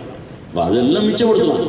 அது ஆஸ் ஏர்லி as பாசிபிள் இவங்க இந்த HbA1c செக் பண்ணாங்கன்னா அதில் எந்த அளவுன்னு பார்த்துக்கிட்டு அந்த அளவை வச்சு இவங்க அதுக்கு ஒரு லைஃப் ஸ்டைலை மாடி படிக்கலாம். ஆகாரம் அந்த காரியம் எக்ஸசைஸ் காரியம் செய்து நிறுத்திடலாம், சுகர் வரவிடாமல் நிறுத்திடலாம். ஸோ இதை வந்து ரொம்ப கவனமாக இருக்கும். சும்மா போய் ஒரு இடத்துல பிளட் சுகரை பார்த்தோம், டாக்டர் சொன்னார் சுகர் இல்லைப்பாட்டு, டாக்டர் சொல்லியிருப்பார் சுகர். நம்ம ஆளுங்க என்ன பண்ணணும்னா அந்த சுகர் இல்லைன்னு நம்ம நினச்சிக்கிட்டு சாப்பிடாம நம்ம இஷ்டத்துக்கு ஜீவிச்சுக்கிட்டு இருப்பாங்க. அப்படி இருக்கக்கூடாது. ஸோ இது வந்து ஸ்பெஷல் டெஸ்ட் HbA1c. அது கண்டிப்பாக எல்லா பேஷண்ட்டும் 40 வயசுல பார்க்கலாம். சுகர் செக் பண்ண வேண்டிய அவசியமே கிடையாது. இந்த HbA1c எப்போ பார்க்கணும்? எந்த நேரமும் பார்க்கலாம். ஆகாரத்துக்கு முன்னாலையும் பார்க்கலாம், ஆகாரம் சாப்பிட்ட பிறகும் பார்க்கலாம், ராத்திரியும் பார்க்கலாம், பகல்லையும் பார்க்கலாம், எந்த வேலையிலையும் பண்ணலாம். அதுக்கு எந்த ப்ரிகாஷனும் தேவை கிடையாது. முக்கியமாக நம்ம 40 வயசுக்கு மேலே உள்ளவங்க எல்லாரும் ஒரு 3 மாதம் 6 மாதத்துக்கு ஒருக்க HbA1c பார்த்துக்கிட்டு இருந்தாலே போதும். அது எப்போவுமே 6.4க்கு கீழே இருந்ததுன்னா அது பயப்பட வேண்டிய அவசியமே கிடையாது. 5.7க்கும் 6.4க்கு இடையில இருந்தால் நம்மளை உஷார்படுத்திக்கலாம். ஸோ நமக்கு டயபெட்டிக் ஆக போகிறோம், நம்ம கவனமாக இருக்கணும் சொல்லி நம்ம அதனுடைய காரியங்கள்லாம் டாக்டர்கிட்ட கேட்டு அட்வைஸ் எடுத்து செய்துட்டோம்னா நம்ம டயபெட்டிக் ஆகாமல் நம்ம தடுத்துக்கலாம். 6.5 ஆயிடுச்சுன்னா கண்டிப்பாக மருந்து சாப்பிட்டே ஆகும். ஸோ முதல்ல நாங்கள் மருந்து சாப்பிடணும்னு அவசியம் கிடையாது. ஸோ நான் இந்த டயபெட்டிக் காம்ப்ளிகேஷன் சொல்லித்தரேன். இப்போ நம்ம டயபெட்டிக் ஆகிட்டோம், இப்போ நான் சொன்னபடி ப்ளட் சுகரும் பார்த்தாச்சு, HbA1c பார்த்துட்டோம், எல்லாமே அதிகமாக இருக்குது. ஸோ இதனால் நம்ம வரக்கூடிய காம்ப்ளிகேஷன்ஸ் என்ன வரும், என்ன கஷ்டம் உடம்புல வரும்? Top to bottom complication. தலையில் இருந்து கால் வர கஷ்டம். தலையில் என்ன கஷ்டம் இருக்கும்? முதல்ல தலையில் முடியெல்லாம் உழுந்துடும். டயபெட்டிக்னால முடியெல்லாம் உழுந்துடும், சீக்கிரம் நிறைய ஆகிடும். ஏன்னா யங் ஏஜ்லேயே நிற முடியாது. அதுக்கப்புறம் முடிக்கு உள்ள என்ன இருக்குது? முடியில் தலையில் பார்த்தீங்கன்னா ஸ்கின் இருக்குது, அந்த தோலில் நிறைய தோல் நோயெல்லாம் உண்டாகும். அதுக்கு உள்ளே போங்க பிரெயினில் டயபெட்டிக் உள்ளவங்களுக்கு பிரெயின் ஃபங்க்ஷனிங் குறைஞ்சி போயிடும். எந்த வேலையிலையும் கான்சன்ட்ரேட் பண்ண முடியாது. ஏன்னா ஞாபகம் மறதி உண்டாகும், அவங்களுக்கு ஞாபகம் மறந்து விடாகும், வேலையில் ஒரு கான்சன்ட்ரேஷன் இருக்காது. என்ன பிரெயின் ஃபங்க்ஷனை கம்ப்ளீட்டாக டே பை டே அப்படி குறைஞ்சிக்கிட்டே போகும். அதுக்கப்புறம் பிரெயின்லேருந்து கீழே வாங்க கண் என்ன ஆகும்னா கொஞ்ச நாள் கழிஞ்சோன்னா கண் பார்வையெல்லாம் மங்கிடும். என்ன உள்ளுக்குள்ள அந்த உள்ளுக்குள்ள அந்த கண் அந்த நம்ம சைட்டெல்லாம் உள்ளே போகக்கூடிய அந்த இடங்கள்ல அந்த இரத்த குழாய்கள் வெடிச்சு அதுலேருந்து பிளட் எல்லாம் சடனாக ஒரு நாள் கண்ணு தெரியாது. கிராஜுவலாக போய் கேட்ராக்ட்னு ஒன்று வரும். ஏன்னா அந்த கேட்ராக்ட் பார்வை அப்படியே போயிடும். நம்ம ஊரில் சொல்கிற மாதிரி அதை உரிச்சு எடுக்கணும்பாங்க, அந்த உரிச்சு எடுத்துகிட்டு இருக்கணும். அது உரிச்சு எடுத்தாலும் 100% கேரண்டி கிடையாது சைட்டு. அவன் சொல்லுவாங்க உரிச்சு எடுத்தவங்க தான் உள்ள ஐ சைட்டும் போச்சுப்பாங்க. நமக்கு வயசானவங்க சொல்கிறது கேட்டுக்கணும், உரிச்ச போது உள்ளதும் போச்சு சார்ன்றாங்க. ஏன்னா கண் அதுக்கடுத்து கொஞ்சம் கீழே வாங்க, பல்லெல்லாம் ஒன்றுமே இருக்குது. கிராஜுவலாக 1 by 1 பல்லெல்லாம் விழுந்துடும். ஏன்னா இப்போ நம்ம கம்ஸ் எல்லாம் பார்த்தீங்கன்னா அதில் எப்போதுமே இன்ஃபெக்ஷன் வந்துகிட்டே இருக்கு. டயபெட்டிக் உள்ளவங்களுக்கு எப்போவுமே இன்ஃபெக்ஷன் வந்துட்டு இருக்கு. அந்த இன்ஃபெக்ஷன் காரணம் பல் அப்படியே அந்த பலனெல்லாம் இழந்து பல்லெல்லாம் 1 by 1 விழுந்துடும். ஸோ அதுக்கப்புறம் கொஞ்சம் கீழே வாங்கலாம். அதுக்கப்புறம் ஹார்ட். ஸோ ஹார்ட்டில் என்ன பிரச்சனை வரும் நல்லாவே தெரியும். டயபெட்டிக் உள்ளவங்களுக்கு கண்டிப்பாக உறுதியாக ஒரு நாள் ஹார்ட் அட்டாக் வரும். அதில் எந்த சிந்தனையும் வேண்டாம். ஏன்னா அதுக்கப்புறம் லங்ஸுக்கு வாங்கலாம். லங்ஸில் என்ன ஒரு டயபெட்டிக் உள்ளவங்களுக்கு டிபி நோய் காமன். டயபெட்டிக் உள்ளவங்களுக்கு லங்ஸில் டிபி, ஏன் ஒரு டிபி பேஷண்ட்டு பக்கத்தில் இருந்துட்டால் போகும், ஈஸியாக பிடிச்சிடும். நான் ஸோ முதல்ல டயபெட்டிக் பேஷண்ட்டு ஒரு 2 வாரம் 3 வாரம் இருமிட்டான்னு சொன்னாலே நம்ம உடனே எக்ஸ்ரே எடுத்து பார்க்கணும், பிளட்டை செக் பண்ணணும், சளியெல்லாம் செக் பண்ணணும், டிபி இருக்கான்னு பார்க்கணும். மோர் காமன் டயபெட்டிக் பேஷண்ட். ஸோ அதுக்கப்புறம் கீழே வந்தால் கிட்னி உடனே ஒன்றும் வராது, கிராஜுவலாக ஃபெயிலியர் ஆகிடும். ஸோ டயபெட்டிக் கிட்னி ஃபெயிலியர் ஆனால் என்ன செய்ய முடியும்? டயாலிசிஸ் பண்ணணும். ஸோ கிட்னி ரீப்ளேஸ் பண்ணணும். எனக்கு ஒரு ஃப்ரெண்டு நார்வேயில் எனக்கு ஒரு பேஷண்ட் அது, அவங்க ஃபேமிலி எம்ஏகே ஃபேமிலின்னு சொல்லுவாங்க, ஃபேமிலி ஃபுல்லாக எனக்கு பேஷண்ட் தான். ஸோ அதில் அவங்க முஸ்லீம் தான். அவர் ஒரு 20 வருஷத்துக்கு முன்னாடி எனக்கு ட்ரீட்மெண்ட்டுக்கு வந்தேன். அப்போ நான் சொன்னேன், உங்களுக்கு சுகர் இருக்குது, கொஞ்சம் கவனமாக இருக்கும், எப்படிலாம் செய்யணும். அவர் வெளியில் அவங்க மச்சாமாட்ட சொல்லி, என்ன முத்து டாக்டர் ரொம்ப பயங்காணிக்கிறாரு, ஏன்னா இப்படி பயங்காணிச்சு எப்படி பேஷண்ட் வரும் சொல்லி ஒரு கமெண்ட் அடிச்சு போயிட்டாரு. அதுக்கப்புறம் அவர் என்கிட்ட வரல, ட்ரீட்மெண்ட் வரல. மற்ற ஃபேமிலி மெம்பர்ஸ்லாம் வந்தாங்க, அவர் மாத்திரம் வர மாட்டாரு. திடீர்னு ஒரு 4-5 வருஷத்துக்கு முன்னாடி அவங்க மச்சான் ஒரு மச்சின மாதிரி என்ன கேட்டாங்க, உங்களுக்கு மேட்ரு தெரியுமா என்ன? அதுதானே இப்போ கிம்ஸ்லேயே கூட அட்மிட் பண்ணி, என்ன மேட்ரு? கிட்னி போச்சு. நான் இதை அன்னைக்கே 20 வருஷத்துக்கு முன்னாடி சொல்லிட்டேன், அவ்வளோ கவனமாக இருங்க, கிட்னி போயிடும். இப்போ என்னென்னா 2 மாதம் வரைக்கும் இப்போ டயாலிசிஸ் பண்ணிட்டு வராங்க. ஏன்னா அவங்க ரொம்ப வீட்டில் எல்லாம் ரொம்ப கஷ்டத்தில் இருக்காங்க. அன்றைக்கி நம்ம சொன்னபடி கேட்க மாட்டேன்ட்டாமே, இப்போ எல்லாம் கிட்னி ஃபங்க்ஷன்லாம் போயிட்டு ஏன்னா ரொம்ப கஷ்டத்தில் இருக்காங்க. அவர் வந்து கேனில் போட்டே நடப்பார், ஒரு ஃபுல் கை ஷர்ட் போட்டு யாரும் பார்க்காம ஒட்டு ஒளிஞ்சு நடக்குது. இது நமக்கு தேவையா? நமக்கு ஆரம்ப காலத்தில் சொல்லும்போது கமாண்ட் அடிச்சு போயிட்டு, இப்போ கஷ்டப்பட்டு இப்போ என்ன பார்க்க அப்படியே குனிஞ்சிட்டே போயிடுது, தேவையில்லை. அப்போ கிட்னி போயிட்டு அதுக்கப்புறம் நீங்கள் கீழே வந்தீங்கன்னா நம்ம இப்போ சப்போஸ் இப்போ 40 இப்போ நிறைய பேர் என்கிட்ட சொல்லிக்கிறேன். இப்போ ஒரு 45 வயசுலாம் வந்து என்கிட்ட சொல்லுவாங்க, சார் என்னுடைய தாம்பத்திய உறவு என்னால் செய்ய முடியல. நிறைய பேர் கம்ப்ளைண்ட் பண்ணிக்கிறேன், ரகசியமாக என்கிட்ட சொல்லுவாங்க, என்னால் செய்ய முடியல சார். அப்போ தெரியுது நமக்கு அவங்களுடைய அந்த அந்த நரம்பு வீக் ஆகிடும். ஸோ தாம்பத்திய உறவு அவங்களை செய்கிறதுக்கு ரொம்ப கஷ்டமாக இருக்கும். ஒன்றாவது அவங்க நமக்கு சுகர் ஆகிட்டோம், நம்ம இனி அவ்வளோதான் இனி போச்சுன்னு ஒரு மென்டாலிட்டியில் இருப்பாங்க. ரெண்டாவது அவங்களுடைய நரம்பெல்லாம் பாதிக்கப்பட்டு அவங்க அந்த விஷயத்தில் ரொம்ப ரொம்ப மோசமாகிடுவாங்க. ஸோ அவங்களுக்கு இஷ்யூஸ் இருக்குது, என்ன ஒரு நல்ல ஒரு சாட்டிஸ்ஃபேக்ஷன் இருக்குது. அது அடுத்தது கீழே வாங்க. அதுக்கப்புறம் கீழே வந்தீங்கன்னா இந்த காலினுடைய நரம்புகள் பார்த்து ஒத்து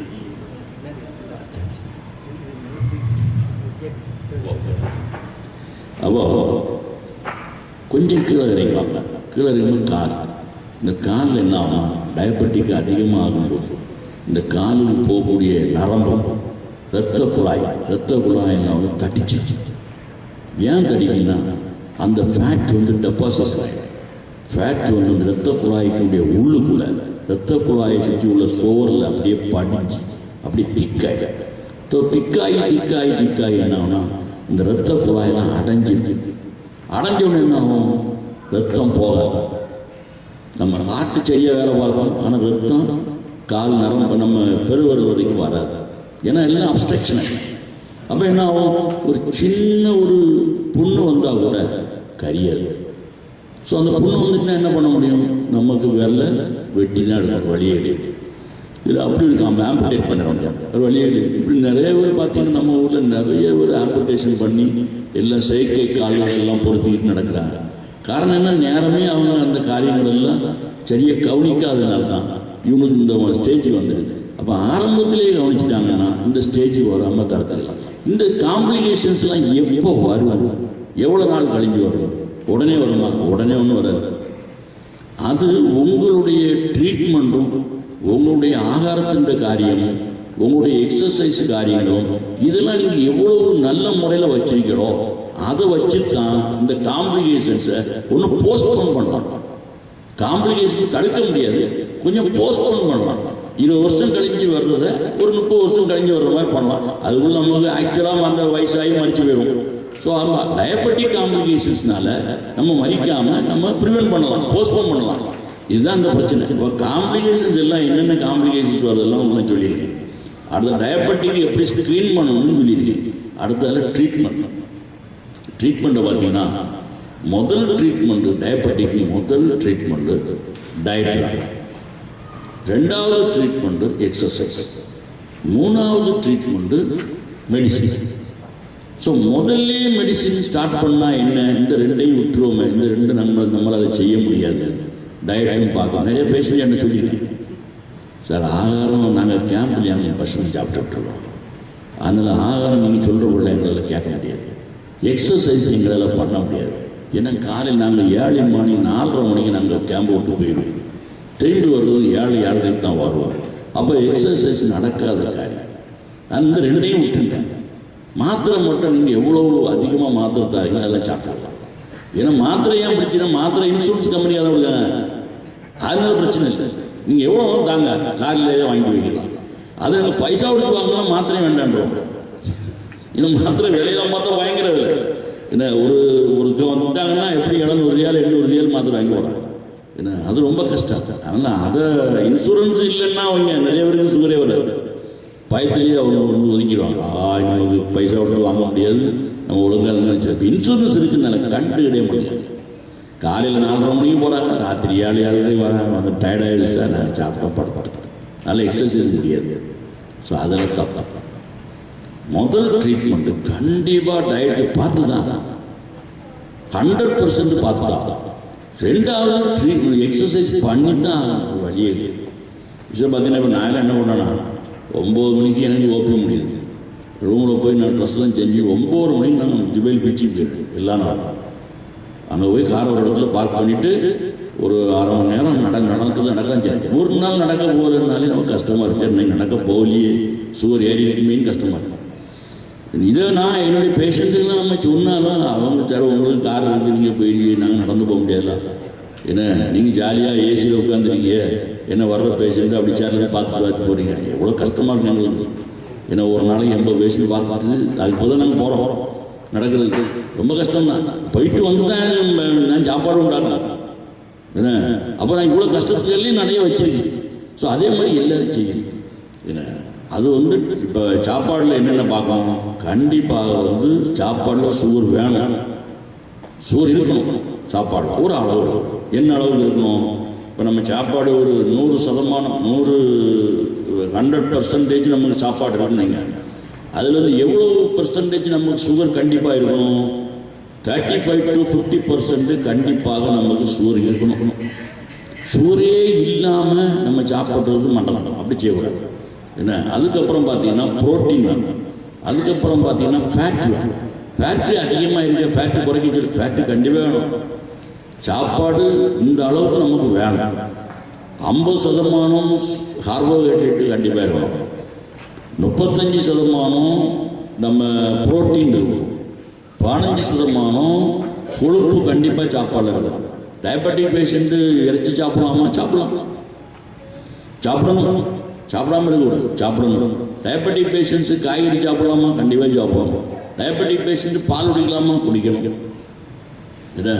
இதில் இன்னொரு வேற ஒரு காரியம் என்னன்னா, இப்போ என்னென்னா, இப்போ டயபெட்டிக்கு யாருக்கு அதிகமாக வருதுன்னு இப்போ ஒரு புதிய கண்டுபிடிச்சிருக்காங்க.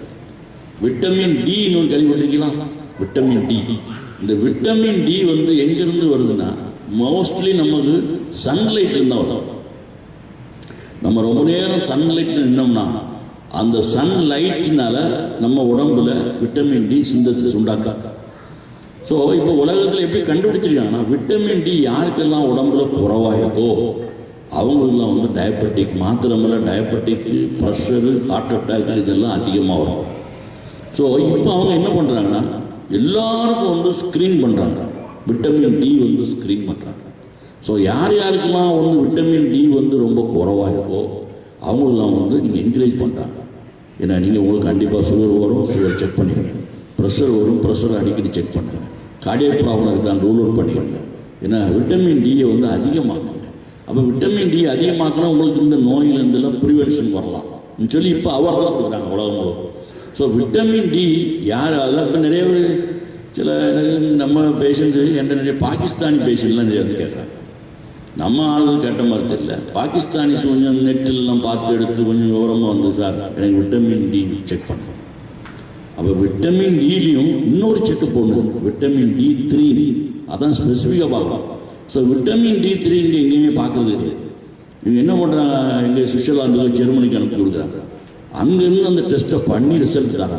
அதுக்கு என்ன காஸ்ட் ஆகுது தெரியுமா? விட்டமின் D3 பண்ணலாம் நிறைய ரூபா ஆகும், நியர்லி 800 ரியால் அந்த ஒரு டெஸ்ட் பண்ணணும்.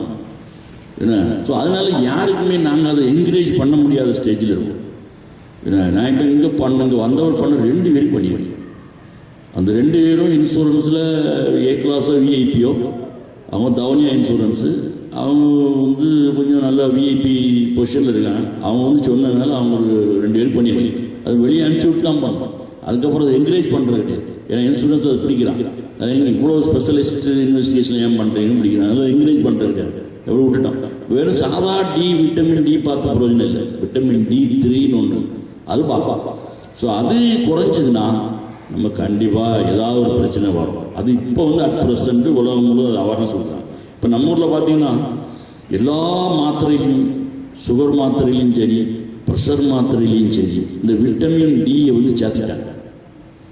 முன்னால் பார்த்தீங்கன்னா இப்போ நீங்கள் உதாரணம் எல்லாம் தெரியுமா, நம்ம பிறந்ததுலேருந்தே டயனில் பார்த்துட்டு இருக்கோம்.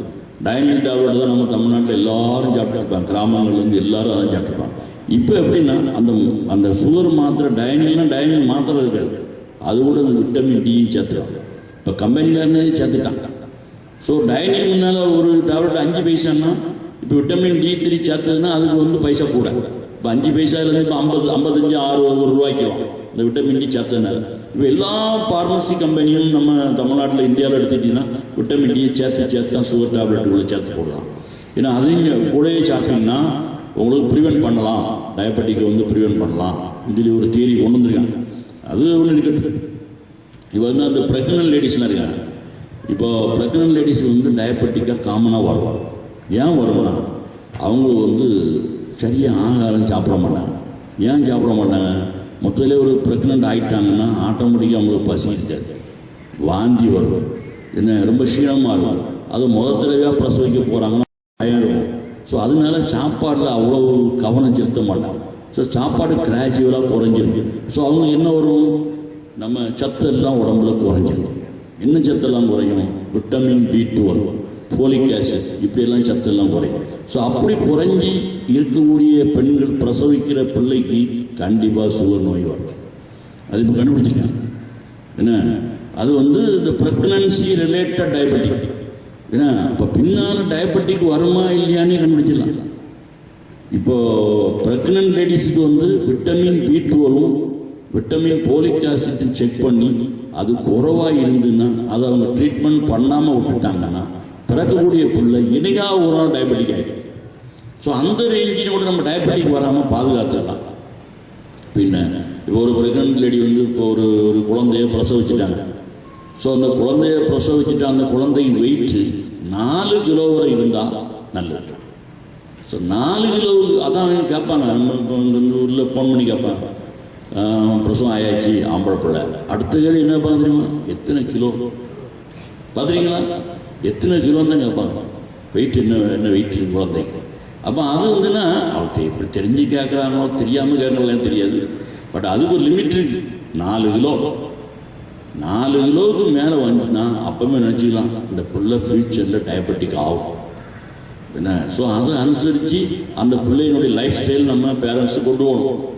ஏன்னா இல்லைன்னா ஃபியூச்சரில் அந்த பிள்ளையும் நம்ம போயிடுவோம், நம்ம ஒன்றே ஓட்டுருவோம், அவங்க கஷ்டப்பட்டுருப்பாங்க.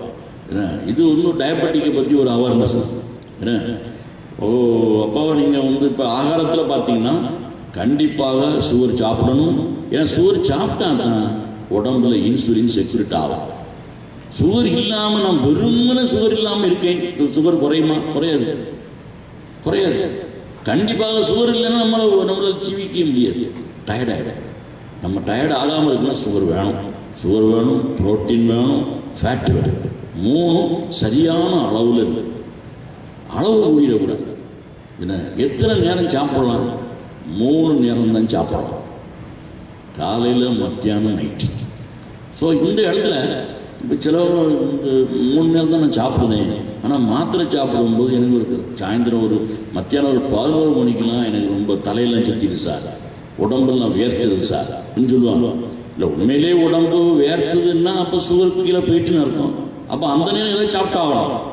ஸோ அந்த நேரம் சாப்பிட்றத விட அந்த மாத்திரையை கொஞ்சம் மருந்து சாப்பிட்டுட்டு இருக்கோம்னா அந்த மாத்திரையை கண்ட்ரோல் பண்ணி அப்போ கொஞ்சம் டோஸ் எல்லாம் குறைச்சி அந்த 11 மணிக்கு சிவரிங் வர விடாமல் ஆக்கிடணும். என்ன அப்படி சிலவங்க சொல்லுவாங்க, சும்மா என்ன பண்ணுவாங்கன்னா, நான் வந்து 2004 நான் டயபெட்டிக் ஆனேன். அப்போ நான் நடக்கலாம் போயிட்டு ரைஸ் எல்லாம் நிறுத்திட்டு நடக்கலாம் போயிட்டு வருமே தலையெல்லாம் கறவு. ஸோ நான் நினைக்கிட்டேன் சுகர் கீழே போயிட்டோ போய் ஒன்று சுகர் செக் பண்ணோம். ஸோ சுகர் அப்படித்தான் இருக்கு, பட் தலையெல்லாம் கறங்குது. வேற ஒன்றும் இல்லை. நம்ம வந்து எப்பவுமே தமிழ்நாட்டுக்காரங்க சோறுன்னா உயிரை விட்டுருவோம். ஏன்னா நமக்கு பிரதான உணவு சோறு தான். நம்ம என்னதான் சோறு இல்லைன்னு நம்ம சாப்பாடே கிடையாது. மத்தியானம் ஒரு நேரம் சோறு சாப்பிடலாம்னா எப்படி சாப்பிடுவோம்? ஏன்னா 3 நேரமும் சோறு சாப்பிட்டு இருக்கோம் நம்ம தமிழ்நாட்டில். என்ன காலையில் பார்த்தீங்கன்னா கிராமங்களில் அந்த கஞ்சின்னு ஒன்று வச்சுருப்பாங்க. பழைய சோறு கும்பாயில் வச்சுருப்பாங்க. அந்த இப்போ கும்பாயில் போய் கிடையாது. பழைய காலத்தில் கும்பான்னு எங்கள் ஊரில் இருக்கும், எங்கள் வீட்டிலே இருக்கு. அந்த கும்பாயில் பழைய கஞ்சி வச்சு குடிப்பாங்க. மத்தியானம் காலையில் அதுதான். மத்தியானம் பார்த்தீங்கன்னா பெரிய ஒரு படப்பில் சோறு கூட சல்ல சாப்பிடுவாங்க. நைட்லேயும் அதான் சோறு தான். இப்படி தான் நம்ம கிராமங்களில் சாப்பிட்டுருக்கேன் பழைய காலத்தில். ஆனால் அப்படி சாப்பிடுவாங்க, ஒரு நேரம் தான் ரைஸ் சாப்பிடுவோம். இப்போ நார்த் இந்தியன்ஸுக்கு ஏன் டயபெட்டிக் குறைவாக இருக்குன்னு பாருங்க. நார்த் இந்தியன்ஸ் கம்ப்ளீட்டு ரொட்டி தான் சாப்பிடுவாங்க, அவனுக்கு டயபெட்டிக் வரலையே. நம்ம என்னென்னா அந்த சவுத் இந்தியன்ஸ் தமிழும் மலையாளியும் சோறுன்னா உயிர். என்ன சோறு சாப்பிடும் 3 நேரமும் சோறு சாப்பிட தான் விரும்புவாங்க. அது தப்பு.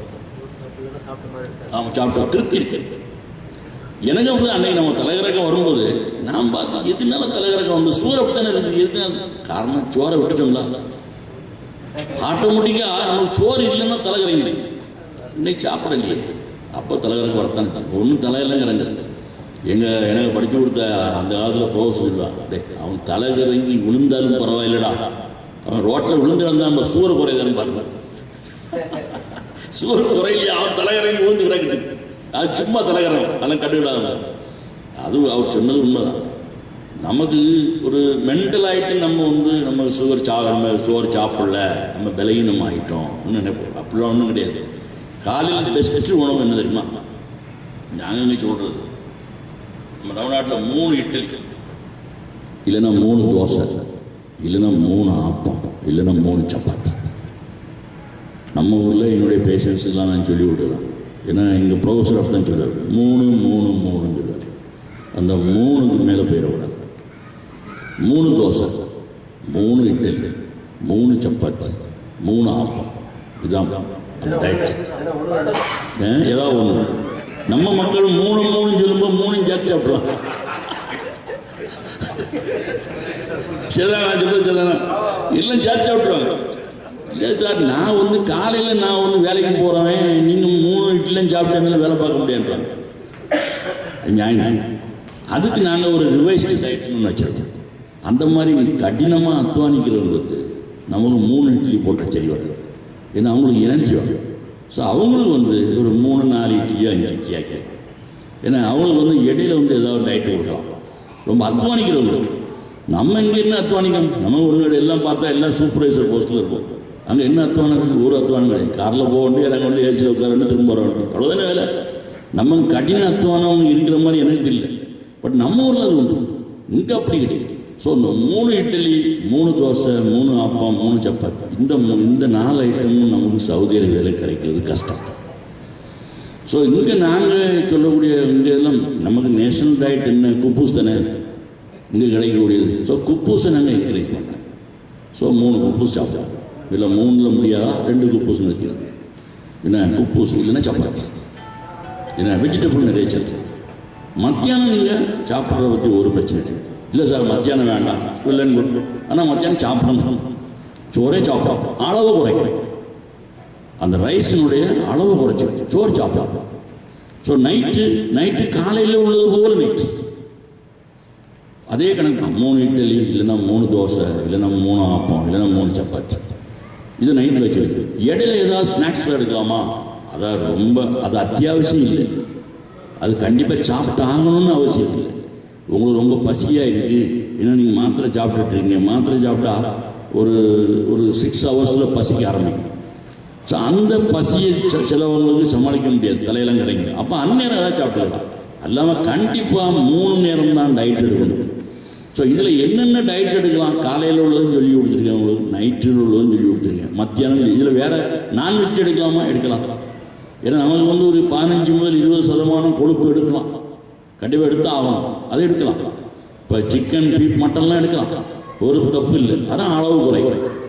ஒரு 20% தான் நம்ம சாப்பாடில் 20% தான் நமக்கு ஃபேட் எடுக்கலாம். அதிகமாக ஃபேட் எடுக்கக்கூடாது. அதிகமாக ஃபேட் எடுத்தால் என்ன ஆகும்? கொழுப்பு நம்ம உடம்புல அதிகமாகிடும். அதிகமான இன்சுலின் வரும், பட் ஆக்ஷன் வராது. ஸோ அதுவும் டயபெட்டிக் வர்றதுக்கு ஒரு காரணம். ஆனால் அதிகமாக ஃபேட் எடுக்கக்கூடாது. ஸோ மீன் சாப்பிடலாம், சிக்கன், பீஃப், மட்டன் சாப்பிடலாம், எல்லாமே சாப்பிடலாம். யாருக்கு சாப்பிடலாம்?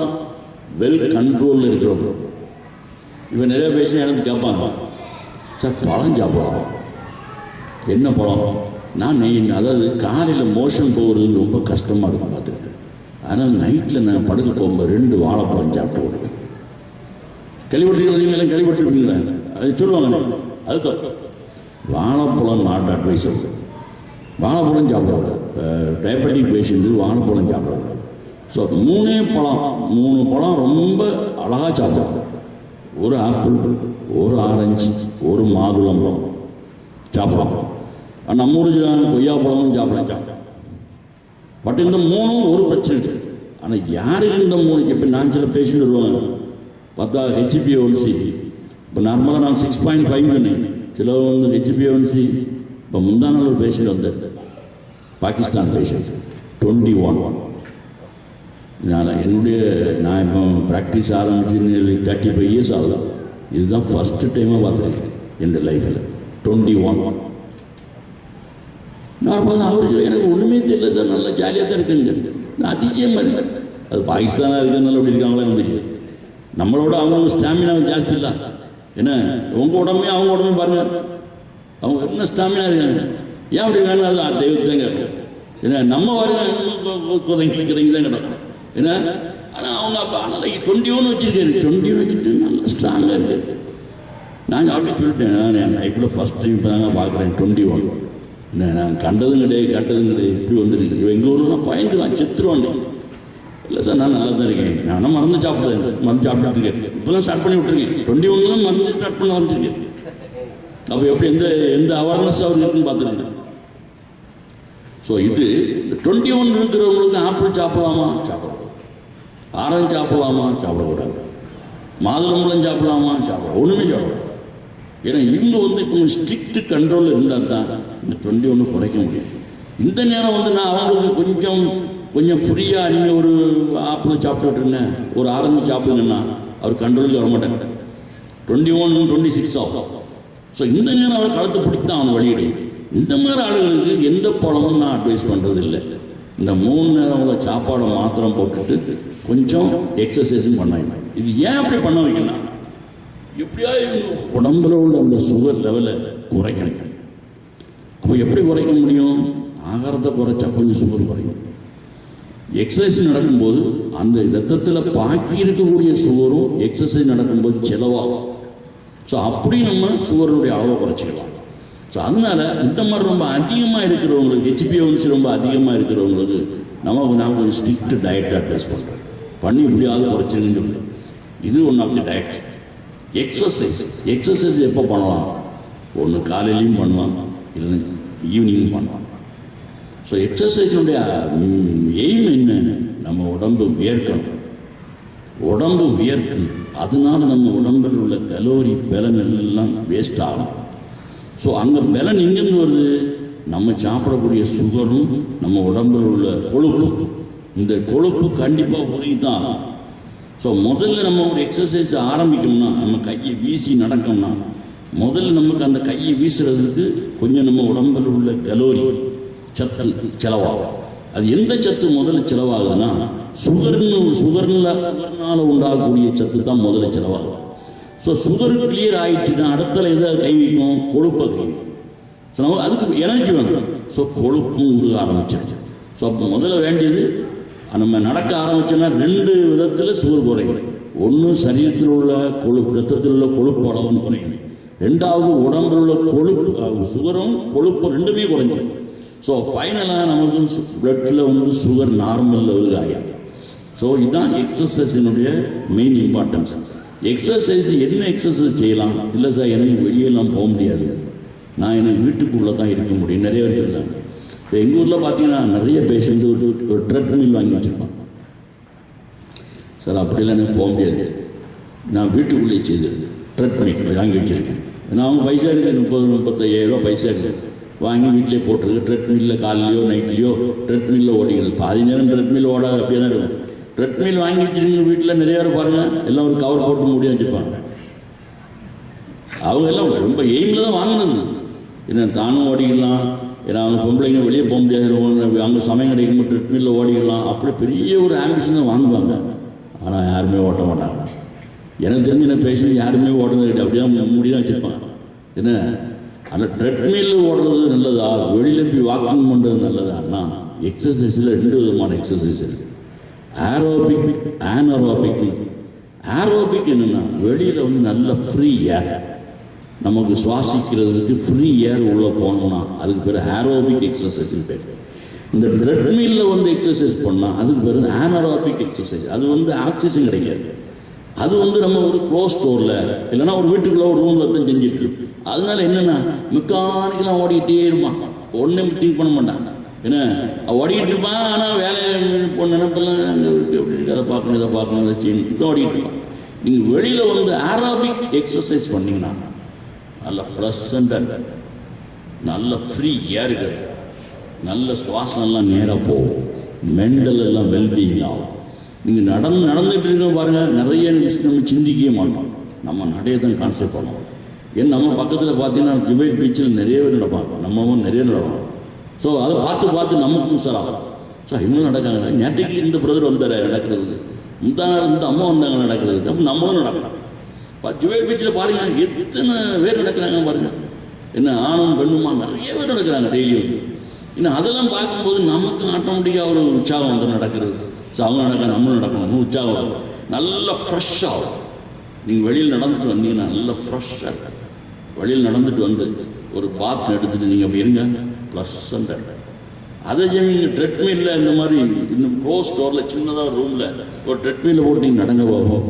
நடந்து முடிஞ்சுன்னு மென்டெல்லாம் ஃபெட்டிக்காய், மைண்டெல்லாம் ஒரு மாதிரி டயர்டாகி என்ன எதுக்கு நடந்தோம்னு தெரியாமல் நீங்கள் வெளியே போய் நடந்தீங்கன்னா சூப்பராக இருக்கும். அதுதான் வந்து அந்த காலத்தில் சொல்லியிருக்காங்க, aerobic exercise is better than anaerobic exercise. So நடக்கிறது எப்போவுமே எப்படி வச்சுக்கணும். டைம் வந்து எந்த நேரம் நடக்கலாம், காலையிலும் நடக்கலாம், நைட்டும் நடக்கலாம். எவ்வளோ நேரம் நடக்கணும்? Daily ½ an hour minimum, ½ an hour minimum. So எப்படி இது நடக்கலாம்? சிலவங்க என்ன பண்ணுவாங்க, காரை வந்து இப்போ இறங்கினோன்னா என்ன பண்ணுவாங்க, ஸ்பீடு நடக்க ஆரம்பிச்சாங்க. அவ்வளோ நடக்கூடாது. முதல்ல நடக்க ஆரம்பித்த உடனே 5 மினிட் ஸ்லோவாக நடக்கும். 5 மினிட் ஸ்லோ. நம்ம உடம்பு அக்காமடேட் ஆகணும். எக்ஸசைஸ் பண்ண போகிறோம், எப்போ நான் பண்ண போகிறேன், நீ அதுக்கு தகுந்த மாதிரி உடம்பெல்லாம் உஷார் ஆயிக்கா நம்ம சொல்கிறோம். ஸோ ஒரு 5 மினிட் ஸ்லோவாக நடக்கும். அடுத்த 5 மினிட் ஸ்பீடை கூட்டணும். அதுக்கு அந்த 5 மினிட் இன்னும் கொஞ்சம் ஸ்பீடை கூட்டணும். ஸோ டெய்லி 15 மினிட்டு அப்படியே கூட்டி அப்படியே கிராஜுவலாக குறைக்கணும். முடிக்க போகும்போது அதே ஸ்பீடில் முடிக்க விடாது. கொஞ்சமாக 5 மினிட்ஸ் குறைக்கணும். So 30 minutes. என் மேலே ஏறுறதுக்கு 15 மினிட்ஸ், திரும்ப இறங்குறதுக்கு ஸ்பீடை குறைக்கிறதுக்கு 15 மினிட்ஸ். So 30 minutes. ஸோ இது இந்த ஸ்பீடு, அந்த பீக் ஆஃப் தி ஸ்பீடு வந்து எவ்வளோ வருது? 5 மினிட் தான். 5 மினிட் தான் பீக் ஆஃப் தி ஸ்பீடில் போகும். அந்த 5 மினிட்டை every 2 days, once in 2 days அந்த 5 மினிட்டை அதுக்கப்புறம் மறு வாரத்தில் வந்து 5-7 மினிட் ஆகும். அதுக்கு அடுத்த வாரம் 7-9 மினிட் ஆகும். அப்படி நீங்கள் கொஞ்சமாக கூட்டலாம். எவ்வளோ நேரம் வேணாலும் எக்ஸசைஸ் பண்ணலாம். ஆனால் எக்ஸசைஸ் பண்ணிக்கிட்டு இருக்கும்போது சுகர் அளவு குறைஞ்சிடக்கூடாது. அது ரொம்ப கவனமாக இருக்கும். நிறைய பேர் அது மடத்தனமாக அப்படி எக்ஸசைஸ் பண்ணுவாங்க. என்ன அப்படி பண்ணி ரொம்ப கீழே விழுந்துருக்காங்க. ஹைப்போகிளைசிமியா வந்து கீழே விழுந்துருக்காங்க. அப்படி சொல்லி அது ஒரு அறிவு இல்லை. புத்தியாச்சுன்னா ஹைப்போகிளைசிமியா வரக்கூடாது. ரொம்ப அதிகமாக எக்ஸசைஸ் பண்ணும்போது ஹைப்போகிளைசிமியா வந்துடும். அந்த டைத்துக்கு போகக்கூடாது. Hypoglycemia is very severe problem than hyperglycemia. Sugar எவ்வளோ ஏறாலும் பரவாயில்ல, பட் சுகர் குறைஞ்சிடக்கூடாது. அந்த விஷயத்தில் ரொம்ப கவனமாக இருக்கும். என்ன அப்போ அதிகமாக எக்ஸசைஸ் டைம் பண்ணக்கூடாது. அப்படி எக்ஸசைஸ் பண்ணிக்கிட்டு இருக்கும்போது இப்போ சிலவங்களுக்கு ஹைப்போகிளைசிமியா வர்ற மாதிரி தெரியும். அப்போ எதாவது சாப்பிடலாம், ஹைப்போகிளைசிமியா வரக்கூடாது, சாப்பிடலாம். So ½ an hour minimum should be ½ an hour. So வெளியில் தான் நடக்கணும். என்ன மற்ற நாங்கள் என்ன யோகா போகிறோம், மற்ற என்ன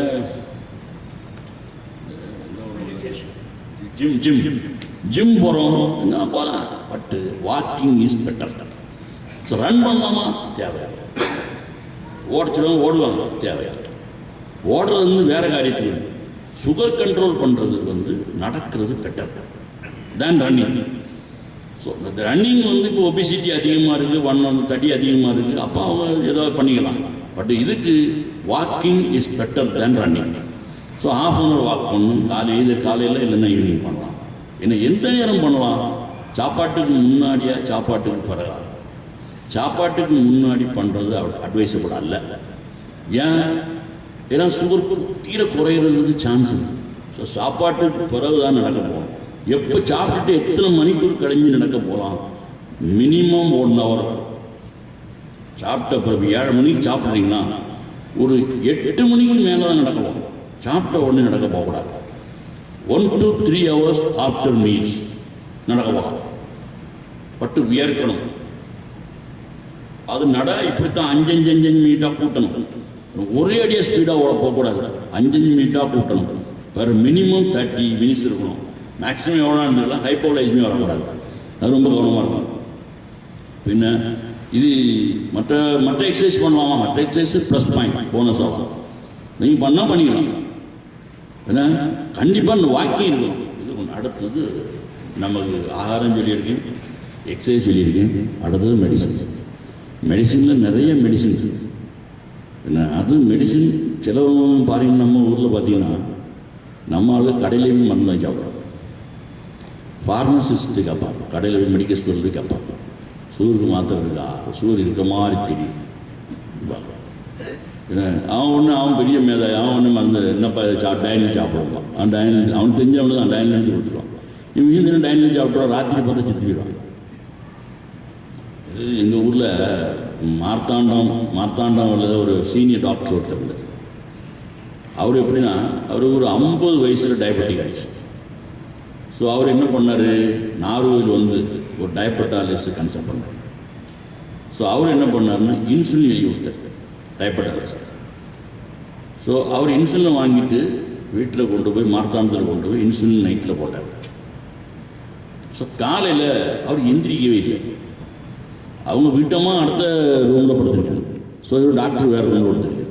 காலையில் வீட்டம்மா வந்து என்னோட டாக்டர் என்னைக்கு எஞ்சி வந்து பார்த்தா இவரு பெட்டில் படுத்திருக்காரு, உயிர் மட்டும்தான் ஆன்னு.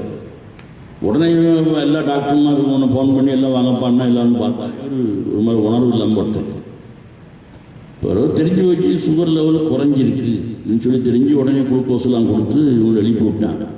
எழுப்பி விட்டவர் மற்ற டாக்டர்மாரெலாம் அவர்கிட்ட கேட்குறாங்க, என்னடி பிஸ்னஸ் எப்படி பண்ணியிருக்கேன், என்ன செஞ்ச? நான் நார்வேயில் டயபெட்டாலஜிஸ்ட் ட்ரீட்மெண்ட் ஆகும், அவர் இன்சுலின் தந்தார், இன்சுலின் போட்டிருக்கேன். மடப்பையில் இப்படி இவ்வளோ சுகர் ரொம்ப குறைஞ்சிட்டடா. உங்களுக்கு அவரோட நல்லா தெரியுமா? அவர் தெரிஞ்சு தான் எழுதி தந்துருக்காரு, நீங்கள் மிஞ்சின ஆளுகளாம் சொல்லி இவர் டாக்டர் வந்து மற்ற டாக்டர் மாதிரி கமெண்ட் பண்ணிட்டார். ஸோ அப்போ இவர் சீனியர் டாக்டர் கிட்ட ஒன்றும் சொல்ல முடியாது, கொஞ்சம் ஷார்ட் டெம்பர். மறுநாள் இந்த மனுஷன் என்ன பண்ணிட்டார், மறுநாள் இன்சுலின் போட்டார். அதுக்கு முந்தின நாள் தான் அப்படி நடந்திருக்கு சம்பவம். எல்லா டாக்டரும் சத்தம் போட்டிருக்காங்க. இவர் என்ன பண்ண, அந்த வீட்டம்மாவும் கூறு கட்டுது அப்படி அன்றைக்கு சம்பவம் நடந்திருக்கு, அவரு கூட படுத்துருப்போம், வேற அதுவும் தனியாக ரொம்ப. காலையில் எதிரியை எழுச்சிட்டு இவங்க வந்து பார்க்கும்போது ஆல்ரெடி டெட்டு. ஸோ டாக்டர்மாரெலாம் வந்தாங்க, டெட்டானவர் நினைக்க முடியும், பிகாஸ் ஆஃப் ஹைப்போகிளைசிமியா. ஸோ ஹைப்போகிளைசிமியால உடனே இம்மீடியட்டாக உயிர் போயிடும். ஹைப்பர்கிளைசிமியால உயிர் போவார், கொஞ்சம் கொஞ்சமாக தான் போகும். என்ன ஹைப்போகிளைசிமியா உடனே உயிர் போயிடும். ட்ரீட்மெண்ட் காரியத்தில் டாக்டருடைய அட்வைஸ், அது நல்ல ஒரு டாக்டரை பார்த்து தான் அட்வைஸ் பண்ணணும். சும்மா எல்லார்கிட்டையும் வந்து ட்ரீட்மெண்ட் வாங்கக்கூடாது. டயபெட்டாலஜிஸ்டா முக்கியமாக வந்து எம்டி படித்த minimum qualification should be MD. MD அல்லாதவங்ககிட்ட யார்கிட்டையுமே டயபெட்டிக் வந்து ட்ரீட்மெண்ட் எடுக்கக்கூடாது. அது நீங்கள் கவனமாக இருக்கணும். இப்போ நம்ம ஊரில் போனீங்கன்னா, தமிழ்நாட்டில் பார்த்தீங்கன்னா நிறைய ஒரு சில்லற டிகிரிலாம் வச்சுருப்பாங்க. எஃப் டயபெட்டாலஜி வச்சுருப்பாங்க, டிப்ளமா டயபெட்டாலஜி வச்சுருப்பாங்க, சர்டிஃபிகேட் கோர்ஸ் டயபெட்டாலஜி படிச்சிருப்பாங்க. அவங்க வீட்டில் வந்து ட்ரீட்மெண்ட் எடுக்கக்கூடாது. அது பெரிய இஷ்யூ நம்ம தமிழ்நாட்டில் நடந்துட்டு இருக்குது. என்ன, அதாவது கோயம்புத்தூரை பார்த்தீங்கன்னா அங்கே ஒரு பெரிய ஒரு டாக்டர், அவர் எம்பிபிஎஸ் ப்ளஸ் ஒரு சின்ன டிகிரி வச்சுருக்கு. அவர் ஒரு பெரிய மேகசின்லாம் போட்டுட்ருக்காரு. அவர் பேரெல்லாம் சிலப்போ கோயம்புத்தூர் இருந்தாலும் இருக்கீங்க. அது பெரிய இஷ்யூலாம் வந்து அவர் நார்வேலில் வந்து ஒரு மீட்டிங் அட்டன் வந்தால் அப்போ நாங்கள் எல்லாம் ரொம்ப எதிர்ப்பு தெரிவிச்சோம். ஏன்னா இவரெல்லாம் சுகரை பற்றி பேசவே கூடாது. சுகரை பற்றி பேசுறதுக்கு மினிமம் குவாலிஃபிகேஷன் சுத்தா எம்டி இல்லாமல் பேசுகிறார். நீங்கள் ஏன் அப்படி நாங்கள் சொல்கிறோம்னா, எங்களுடைய புக் எடுத்து பார்த்தீங்கன்னா இப்போ டயபெட்டாலஜி புக் இருக்குது. டயபெட்டாலஜி புக்கில் அவங்க முதல் சென்டென்ஸை என்ன எழுதியிருக்காங்கன்னா, டயபெட்டாலஜி is a problem of internal medicine. Diabetology is not a problem of diabetologists. Diabetology is a problem of internal medicine. ஏன்னா அது ஒரு உடம்புல ஒரு இடத்துல மாத்திரம் அது அஃபெக்ட் ஆகுது, டாப் முதல் பாட்டம் வர அஃபெக்ட் ஆகுது. ஸோ அது இன்டர்னல் மெடிசன் ஸ்பெஷலிஸ்ட்னால தான் அதை வந்து கரெக்டாக ட்ரீட் பண்ண முடியும். ஸோ நீங்கள் ட்ரீட்மெண்ட் எடுக்க போகும்போது அவருடைய குவாலிஃபிகேஷன் எம்டி ப்ளஸ் எதாவது இருக்கா, இருந்தால் வெள்ளங்க. எம்டி இல்லை, எம்பிபிஎஸ் மாத்திரம் தான் இருக்குது, ப்ளஸ் வேறு டிகிரி இருக்குன்னா அந்த ஆளுக்கு போதிங்க. அவங்க சரியான முறையில் உங்களுக்கு அட்வைஸ் பண்ண முடியாது. அது ரொம்ப கவனமாக இருக்கும். டாக்டர்கிட்ட அட்வைஸ் பண்ணலாம். கம்பவுண்டர்கிட்ட ஒரு நாளுமே மருந்து வாங்கி சாப்பிட, மெடிக்கல் ஸ்டோரில் ஒரு நாளும் மருந்து வாங்கி சாப்பிட. ஏன்னா இது நம்மளுடைய உயிர் பிரச்சனை வருங்க. அந்த டாக்டர் செத்ததுக்கு காரணம் என்ன தெரியுமா? அந்த டாக்டர் வந்து எம்பிபிஎஸ் ப்ளஸ் டிப்ளமா டயபெட்டாலஜி முடிச்ச டாக்டர். ஏன்னா அவர் இன்சுலின் அட்வைஸ் பண்ணி தான் அந்த ஒரு சீனியர் மோஸ்ட் டாக்டர் இறந்துட்டார். இன்னைக்கு ஃபேமிலி சின்ன பிள்ளாம ஆயிடுச்சு அந்த டாக்டருடைய ஃபேமிலி. ஏன்னா அவர் ஒரு ஆள் தான் அந்த ஃபேமிலியிலேயே ஒரு ஜீவன் உள்ள ஆள். அவர் போயிட்டார். அப்படி ஒரு நிலைமை நிறைய. இப்போ எனக்கு தெரிஞ்ச ஒரு ஃபேமிலி, இது எத்தனையோ ஃபேமிலி அப்படி இருக்கலாம். மெயின் ஆளுகளே போயிடும். மெயின் ஆள் போனால் ஃபேமிலி சின்ன பின்னமாயிடும். ஸோ அதுக்கு நம்ம இடம் கொடுக்கூடாது. ஸோ ஒரு நாளும் மெடிக்கல் ஸ்டோரில் மருந்து வாங்கக்கூடாது, ஒரு நாளும் கம்பவுண்டர்கிட்ட மருந்து வாங்கக்கூடாது, ஒரு நாளும் அன்குவாலிஃபைட் பர்சன்ஸ்கிட்ட ஒரு நாளும் மருந்து வாங்கக்கூடாது. குவாலிஃபைட் டாக்டர்ஸ் தான் வாங்கணும். அது மினிமம் தேசிக்காக எம்டி ஜெனரல் மெடிசன் இன்டர்னிஸ்ட்டை பார்த்து தான் மருந்து. ப்ளஸ் என்ன வாங்கிக்கணும். இப்போ நம்ம ஊரில் பார்த்தீங்கன்னா, இப்போ தமிழ்நாட்டில் வந்து சவுத் தமிழ்நாட்டில் மதுரையில் எண்டோக்ரினாலிஸ்ட். இப்போ மதுரையில் உள்ளவங்க இருந்தாலும் தெரியும். மதுரையில் உள்ளவங்க டாக்டர் கண்ணன் ஒருத்தர். மதுரையில் யாராவது இருக்கீங்களாங்க? மதுரையில் டாக்டர் கண்ணன் தெரியுமா? தெரியாதா? அவரு சன். ரெண்டு பேரும் வந்து DM endocrinologist, MD general medicine plus DM endocrinologist. இவங்க மதுரையில் இருக்காங்க. இப்போ மதுரையில் நிறைய பேர் டிஎம் முடிச்சுட்டு வந்துட்டாங்க. எம்ஆர்சிபி எண்டோக்ரினாலஜி முடிச்சுட்டு மதுரையில் இருக்காங்க. இப்போ அப்போலோ பார்த்தோன்னா எண்டோக்ரினாலிஸ்ட் மதுரை அப்போலோ. அவரும் வந்து டயபெட்டிக்கில் வந்து ரிசர்ச் பண்ணி அவர் minimum qualification MD general medicine. அதுக்கு மேலே அவர் எம்ஆர்சிபி இந்த டயபெட்டிக்கில் எம்ஆர்சிபி பண்ணிடுறாரு. அப்படி பண்ணவங்ககிட்ட ட்ரீட்மெண்ட். ஏன்னா அவங்க டாக்டர் சொல்லக்கூடிய அட்வைஸை கரெக்டாக ஃபாலோ பண்ணணும். இப்படிலாம் செய்திங்கன்னா, இப்போ நம்ம வந்து யூஸ்வலாக வந்து டயபெட்டிக் வந்துட்டாரு, நமக்கு லைஃப் ஸ்பேன் குறையும். 60 வயசு இருக்கிறவன் நமக்கு டயபெட்டிக் ஆகிட்டுனா ஒரு 50 வயசுலேயே நமக்கு நிறைய காம்ப்ளிகேஷன்ஸ் வந்து இறந்துருவோம். அதனால் நம்ம இந்த மாதிரி டயட்டு காரியம், எக்ஸசைஸ் காரியம், ட்ரீட்மெண்ட், கரெக்ட் ட்ரீட்மெண்ட்டு இதெல்லாம் செய்துட்டு இருந்தோம்னா நிச்சயமாக 60 வயசு நம்மளால் ஜீவிக்க முடியும். இல்லைன்னா ஏதாவது ஒரு நாளில் இப்போ பிரதர் சொன்ன மாதிரி நேட்டை இருந்தேன்னு இன்னைக்கு காணாது. நேற்று நல்லா தான் இருந்தார், இந்த மாதிரி கை வலிக்கும் சொன்னார். காணணும்னா மீன் காரணம் சுகர் இருக்கும் பார்த்துருக்க மாட்டேன். சுகர் இல்லை, என்ன 40 வயசுல பார்த்தா போதாது. அதில் இந்த நேற்று ஒரு பேஷண்ட் தான், ஒரு சவுதி பேஷண்ட் நேற்று என்கிட்ட வந்தான். அவன் வயசு இன்னும் 23 வயசு, ஹைலி டயபெட்டிக். 23 இன்னைக்கு தான் நேற்று தான் பார்த்துருக்கான். இதில் ஒரு எம்பிபிஎஸ் டாக்டர் எமர்ஜென்சியில் பார்த்து, சார் ரொம்ப சுகர் அதிகமாக இருக்குது, நான் சும்மா தான் செக் பண்ணேன், சுகர் பார்த்தா ரொம்ப அதிகமாக இருக்குது, உங்கள்கிட்ட அனுப்பி விட்றேன் சார், நீங்கள் வந்து பார்த்துக்கங்க. அவன் வந்தான், வந்துட்டு ஹெச்பிஎன்சி பார்த்தேன். ஹெச்பிஎன்சி எவ்வளோ தெரியுமா? 11. அப்போ சுகர் ஆரம்பித்து எவ்வளோ நாள் ஆச்சு? எத்தனையோ வருஷம் ஆச்சு. அப்போ எத்தனையோ வருஷம் ஆச்சுன்னா அப்போ அவனுக்கு உடம்புல எவ்வளோ காம்ப்ளிகேஷன் வந்திருக்கும். ஸோ அவனோட லைஃப் ஸ்பேன் ஷார்ட். அவன் ரொம்ப அதிக காலம் அவனால் ஜீவிக்க முடியாது. அன்லஸ் அதர்வைஸ் அவன் வந்து இன்னைக்கு ஹெச்பிஎன்சி எவ்ரி 3 months செக் பண்ணி கிராஜுவலாக குறைக்கலைன்னா அவனோட லைஃப் ஸ்பேன் ஷார்ட்.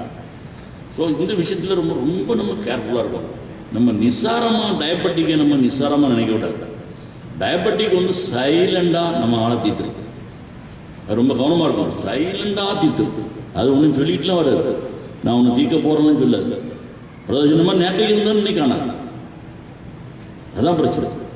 இல்லை, கிரானிக் காம்ப்ளிகேஷன்ஸ் எப்போனாலும் வரலாம். இப்போ கண்ணு தெரியாமல் போனால் கொஞ்சமாக தான் கண்ணு தெரியாமல் போகும்.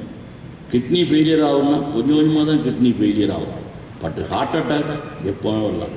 ஹார்ட் அட்டாக் வர்றதுக்கு மூல காரணம் அந்த ஹார்ட்டுக்கு போகக்கூடிய இரத்த குழாயில் இந்த கொழுப்பு, நம்ம சாப்பிடக்கூடிய கொழுப்பு போய் அடங்காது. ஸோ நம்ம டெஸ்ட் பண்ணும்போது எல்லா சுகர் நோயாளியுமே 3 மாதத்துக்கு ஒருக்க ஹெச்பிஎன்சி எல்லாரும் பண்ணித்தான் ஆகணும். எவ்ரி 3 months கொலஸ்ட்ரால் செக் பண்ணி தான் ஆகணும். எவ்ரி 6 months கிட்னி ஃபங்க்ஷன் கண்டிப்பாக பார்க்கலாம். ஏன்னா once in a while vitamin D3 check பண்ணுறது நல்லது. ஏன்னா இன்சூரன்ஸில் இப்போ அவன் பிடிச்சிக்கலாம், நம்ம ஊரில் போய் கூட பண்ணலாம். நம்ம தமிழ்நாட்டுக்காரங்க ஊரில் போய் தமிழ்நாட்டில் மதுரையில் அப்போலோவில் நல்ல சென்டர்ஸுகளில் விட்டமின் D3 பண்ணுறாங்க. விட்டமின் D3 பண்ணிக்கிட்டு நம்ம ஊர்லேயே விட்டமின் D3 டேப்லெட் இருக்குது, அது வாங்கிட்டு வரலாம். இங்கே வந்து அதிகமான நேரம் சன்னில் நிற்கலாம், ஏசியை அவாய்ட் பண்ணலாம், சன்னில் கூடுதல் நேரம் நமக்கு நிற்கலாம். என்ன விட்டமின் D3 நமக்கு கிடைக்கும். என்ன பாருங்கள், நம்ம லேடிஸ் பார்த்தீங்கன்னா நிறைய பேர் பர்தாவை போட்டுட்டு சன்னை எக்ஸ்போஷர் இல்லாமல் இருப்பாங்க. அதெல்லாம் ரொம்ப தப்பு. ஏதாவது ஒரு நேரத்தில் ஏதாவது ஒரு இடத்துல அவங்களுக்கு கூடுதல் சமயம் சன் எக்ஸ்போஷர் வரும். சன்னை நேரம் நம்ம உடம்புல படணும், நம்ம தோலில் படணும். பட்டா இந்த நோயிலேருந்து நமக்கு விடுதலை ஈஸியாக கிடைக்கும். நோரை வயலாம் தடுக்கலாம். அதனால் சன் எக்ஸ்போஷர் கண்டிப்பாக வேணும். சன் எக்ஸ்போஷர் இல்லாமல் இருக்கக்கூடாது. ஏன்னா எங்கள் வெயில் அதிகமாக இருக்குது, கண்டிப்பாக வேணும். கொஞ்ச நேரமாக சன்னில் நிற்கணும். எல்லா பேஷண்ட்டும் நிற்கணும். என்ன பின்ன இந்த டெஸ்ட் பண்ணுறதெல்லாம் நான் சொல்லியிருக்கேன். Once in 3 months HbA1c, cholesterol, once in 6 months kidney function, once in A while vitamin D3 இதெல்லாம் பார்க்கணும். பார்த்து மெடிசின் மாத்திரம் நான் சொல்லலை. மெடிசின் வந்து சொன்னால் உங்களுக்கு அது கரெக்டாக ட்ரீட்மெண்ட் டாக்டர்கிட்ட வந்து தான் நீங்கள் செய்ய முடியும். ஏன்னா அது வேணால் பேரலன்னு சொல்லிட்டு உங்களுக்கு ஒரு பிரயோஜனம் இல்லை. ஏன்னா நீங்கள் எடுத்துகிட்டு இருக்கிற மெடிசின்லாம் கரெக்ட் மெடிசின் தானா அதை பார்த்தோம். சில மெடிசனை நம்ம சொல்லுவோம் ஆகாரத்துக்கு முன்னாடி சாப்பிடுங்க. இவங்க என்ன பண்ணுவாங்கன்னா மறந்துட்டேன் சார் ஆகாரத்துக்கு பிறகு தான் சாப்பிட, அது அட்வைஸபிள் இல்லை. ஆகாரத்துக்கு முன்னே சாப்பிடக்கூடிய மெடிசன் ஆகாரத்துக்கு முன்னே தான் சாப்பிடணும். ஆகாரத்துக்கு பிறகு சாப்பிடக்கூடிய மெடிசன் ஆகாரத்துக்கு பிறகு தான் சாப்பிடணும். ஆகாரத்துக்கு முன்னே சாப்பிடக்கூடிய மெடிசன் ஆகாரத்துக்கு பிறகு சாப்பிட வைக்க நிறைய காம்ப்ளிகேஷன் வரும். அப்படியே சாப்பிடக்கூடாது. அதனால் என்னென்ன டேப்லெட்டு என்னென்ன நேரத்தில் சாப்பிடலான்னு ஒரு இன்ஸ்ட்ரக்ஷன் இருக்குது. அதன்படி தான் சாப்பிடலாம். யூஸ்வலாக வந்து சுகர் டேப்லெட் வந்து நைட்டில் வந்து எப்போவுமே கொஞ்சம் டோஸ் குறைச்சி தான் சாப்பிட்றாங்க. ஏன் சாப்பிடணும்னா இப்படி பார்த்தீங்கன்னா சிலப்போ அந்த டாக்டர் இருந்தது எப்படின்னா நைட்டில் இன்சுலின் போட்டனால இருந்தது. அவர் பகலில் இன்சுலின் போட்டிருப்பாருன்னா அவர் கிளினிக்கில் உட்காந்துருப்பார், யாராவது ஒரு ஆள் பார்த்துருவாங்க. டாக்டர் ஒரு மாதிரி இருக்காரு. இப்போ சுகர் குறைஞ்சா என்ன நடக்கும்? அதுன்னு சொல்லலையே. சுகர் குறைஞ்சா என்ன நடக்கும்? எந்த விதமான வேலையிலையும் கான்சன்ட்ரேஷன் பண்ண முடியாது. நான் சொல்லணும் எப்படி இருப்பாங்க சுகர் குறைஞ்சுனா பாருங்க எப்படி தான் இருப்பாங்க. இல்லை நல்லா தான் இருந்தால் திரும்பி இப்படி ஆகிட்டானு அது சுகர் குறைஞ்சி அப்படி இருப்பாங்க. ஸ்டாரிங் லுக்கில் ஸோ உடனே பிடிச்சிக்கணும். அந்த மாதிரிலாம் டக்குன்னு பிடிச்சிக்கணும். உடனே ஒரு முட்டையை போட்டோ இல்லை சுகரை போட்டோ நினச்சிருந்தோம் என்ன. ஸோ இந்த மாதிரி இப்போ பகலில் அந்த டாக்டர் பகலில் அப்படி இன்சுலின் போட்டிருப்பாருனா அவர் பகலில் ப்ராக்டிஸில் இருக்கும்போது எந்த நோயாளியோ இல்லை நர்ஸோ பிடிச்சிருப்பார். டாக்டர் ஒரு மாதிரி இருக்காரு எங்கே பிடிச்சிருப்பார். அவர் நைட்டில் போட்டெல்லாம் என்னாச்சு யாருக்குமே அன்னோட்டிஸ்டாகி போயிட்டு அப்படி நிறைய போய்கிட்டு இருக்காங்க நம்ம சமுதாயத்தில். ஆனால் அது அந்த நாலேஜ் இல்லாமல் போய்கிட்டு இருக்காங்க. ஆனால் நைட்டு வந்து எப்போவுமே டோஸு நீங்கள் கரெக்டாக குவாலிஃபைட் பர்சன்ஸ்கிட்ட போனீங்கன்னா அவங்களே போட்டு நான் எல்லாம் என்னோட பேஷன்ஸ் எல்லாமே நைட்டு குறைக்கு தான் போகணும். ஏன்னா ஹைப்பர் கிளைசின் மேலே ஒன்றும் அவன் ஜாக மாட்டான். ஹைப்போ கிளைசின் மேலே மார்னிங் இருக்க மாட்டான். ஆனால் நைட்டில் வந்து 12 மணி 1 மணிக்கு மேலே என்ன சம்பவிக்குன்னு நமக்கு தெரியாது. அவன் உறங்கிட்டு இருப்பான், உறக்கத்திலே போயிடுவான். அதனால் இப்போ நீங்கள் அமெரிக்காவில் போனீங்கன்னா அவன் கரெக்டாக வந்து உங்களுக்கு சுகர் கண்ட்ரோலில் இருக்கான்னு செக் பண்ணுறதுக்கு ஒரு டைம் வச்சுருக்காங்க. எத்தனை மணி தெரியுமா? யாராவது சொல்ல முடியுமா? விடிய காலம் 4 மணிக்கு. நம்ம யாராவது செக் பண்ண முடியுமா? 4 மணிக்கு அவன் பிளட் சுகர் கரெக்டாக இருந்தா அவன் வெல் கண்ட்ரோல்னு அர்த்தம் தான். யார் செக் பண்ணுறோம்னா 4 மணி வரைக்கும் அர்த்தம்னா நம்ம ஊர்லேயே பண்ண முடியாது. பண்ணலாம், இன்பேஷன்ஸ் பண்ணலாம். ஒரு வேற ஒரு அவசியத்துக்கு ஹாஸ்பிட்டல் அட்மிட் ஆகிட்டோம், அவங்களுக்கு நம்ம நர்ஸுக்கு 4 மணிக்கு ஒரு பிளட் சுகர் செக் பண்ண சொல்லலாம் பண்ணுவோம். மற்றபடி யாரையுமே நம்ம 4 மணிக்கு வந்து பண்ண சொல்ல முடியாது. ஏன்னா அது இம்பாசிபிள். நம்ம ஊரில் அப்படி நடக்காது. ஆக்சுவலாக அமெரிக்கார் என்ன சொல்லுதானா ஏடிஇ கைட்லைன்ஸ் படி அவங்க என்ன சொல்லுறாங்க early morning 4 o'clock sugar check பண்ணி அது நல்லா இருக்கா. ஆனால் ஏன் 4 o'clock வச்சுருக்காங்கன்னா அது சின்ன அர்த்தம் இருக்காது. அந்த 4 o'clock வந்து நம்ம காலையில் பார்த்தீங்கன்னா உடம்புல சில ஏர்லி மார்னிங்கில் உடம்புல சில மாற்றங்கள் வரும். அது தெய்வம் நம்ம உண்டாக்கி வச்சிருக்க மாற்றங்கள். சில ஹார்மோன் எல்லாம் ஏர்லி மார்னிங் அதிகமாகும். அந்த ஹார்மோன் வந்து ஏர்லி மார்னிங் அதிகமான என்ன ஆகணும், ஹார்ட் ரேட் எல்லாம் அதிகமாக இருக்கும். அதிகமான ஹார்ட் ரேட் துடிக்கும் போது பாருங்கள் ஹார்ட் அட்டாக்லாம் more common in early morning. So அந்த நேரம் தான் நமக்கு ரொம்ப பர்டிகுலராக இருக்கும். எல்லா majority of the heart attack occur in early morning. So அதை அவாய்ட் பண்ணோம்னா இந்த ஹார்மோன்ஸ் மெக்கானிசம் எல்லாம் பிளாக் பண்ணணும். ஸோ அந்த நேரத்தில் எந்த பிரச்சனையும் வரக்கூடாது. அதை எப்படி பிளாக் பண்ண முடியும்? அதான் சுகர் லெவலில் குறையாமையும் கூடாமையும் பார்த்துக்கணும். அதுக்கு இந்த நைட்டில் சாப்பிடக்கூடிய மாத்திரை டோஸை அட்ஜஸ்ட் பண்ணி சாப்பிடணும். அது ரொம்ப கவனமாக இருக்கும். ஏதோ ஏனத்தானோ நம்ம கடையில் வாங்கி சாப்பிட்டோங்க அதை கண்ட்ரோல் பண்ண முடியாது. என்னுடைய பேஷண்ட்ஸில் நான் சொல்கிறதெல்லாம் அப்படி தான் சொல்கிறேன். கரெக்டாக மாத்திரை சாப்பிட்றது யாரெல்லாம் சாப்பிடணும் அது கரெக்டான இதில் சாப்பிடணும். ஏன்னா அப்போ அவங்க நம்ம ஊரில் வந்து அதிகமான அட்வைஸ்லாம் பண்ண முடியாது இங்கே ஒன்று. ஏன்னா எல்லோரும் என்ன சொல்கிறாங்க, நாங்கள் இங்கே ஒயிட் கேம் நாங்கள் வந்து டு ஏர்ன் மணி, நாங்கள் பைசா உண்டாக்கத்தான் வந்துடுவோம். அதில் எங்கள் உடம்பை பார்க்கறதுக்காக வரல.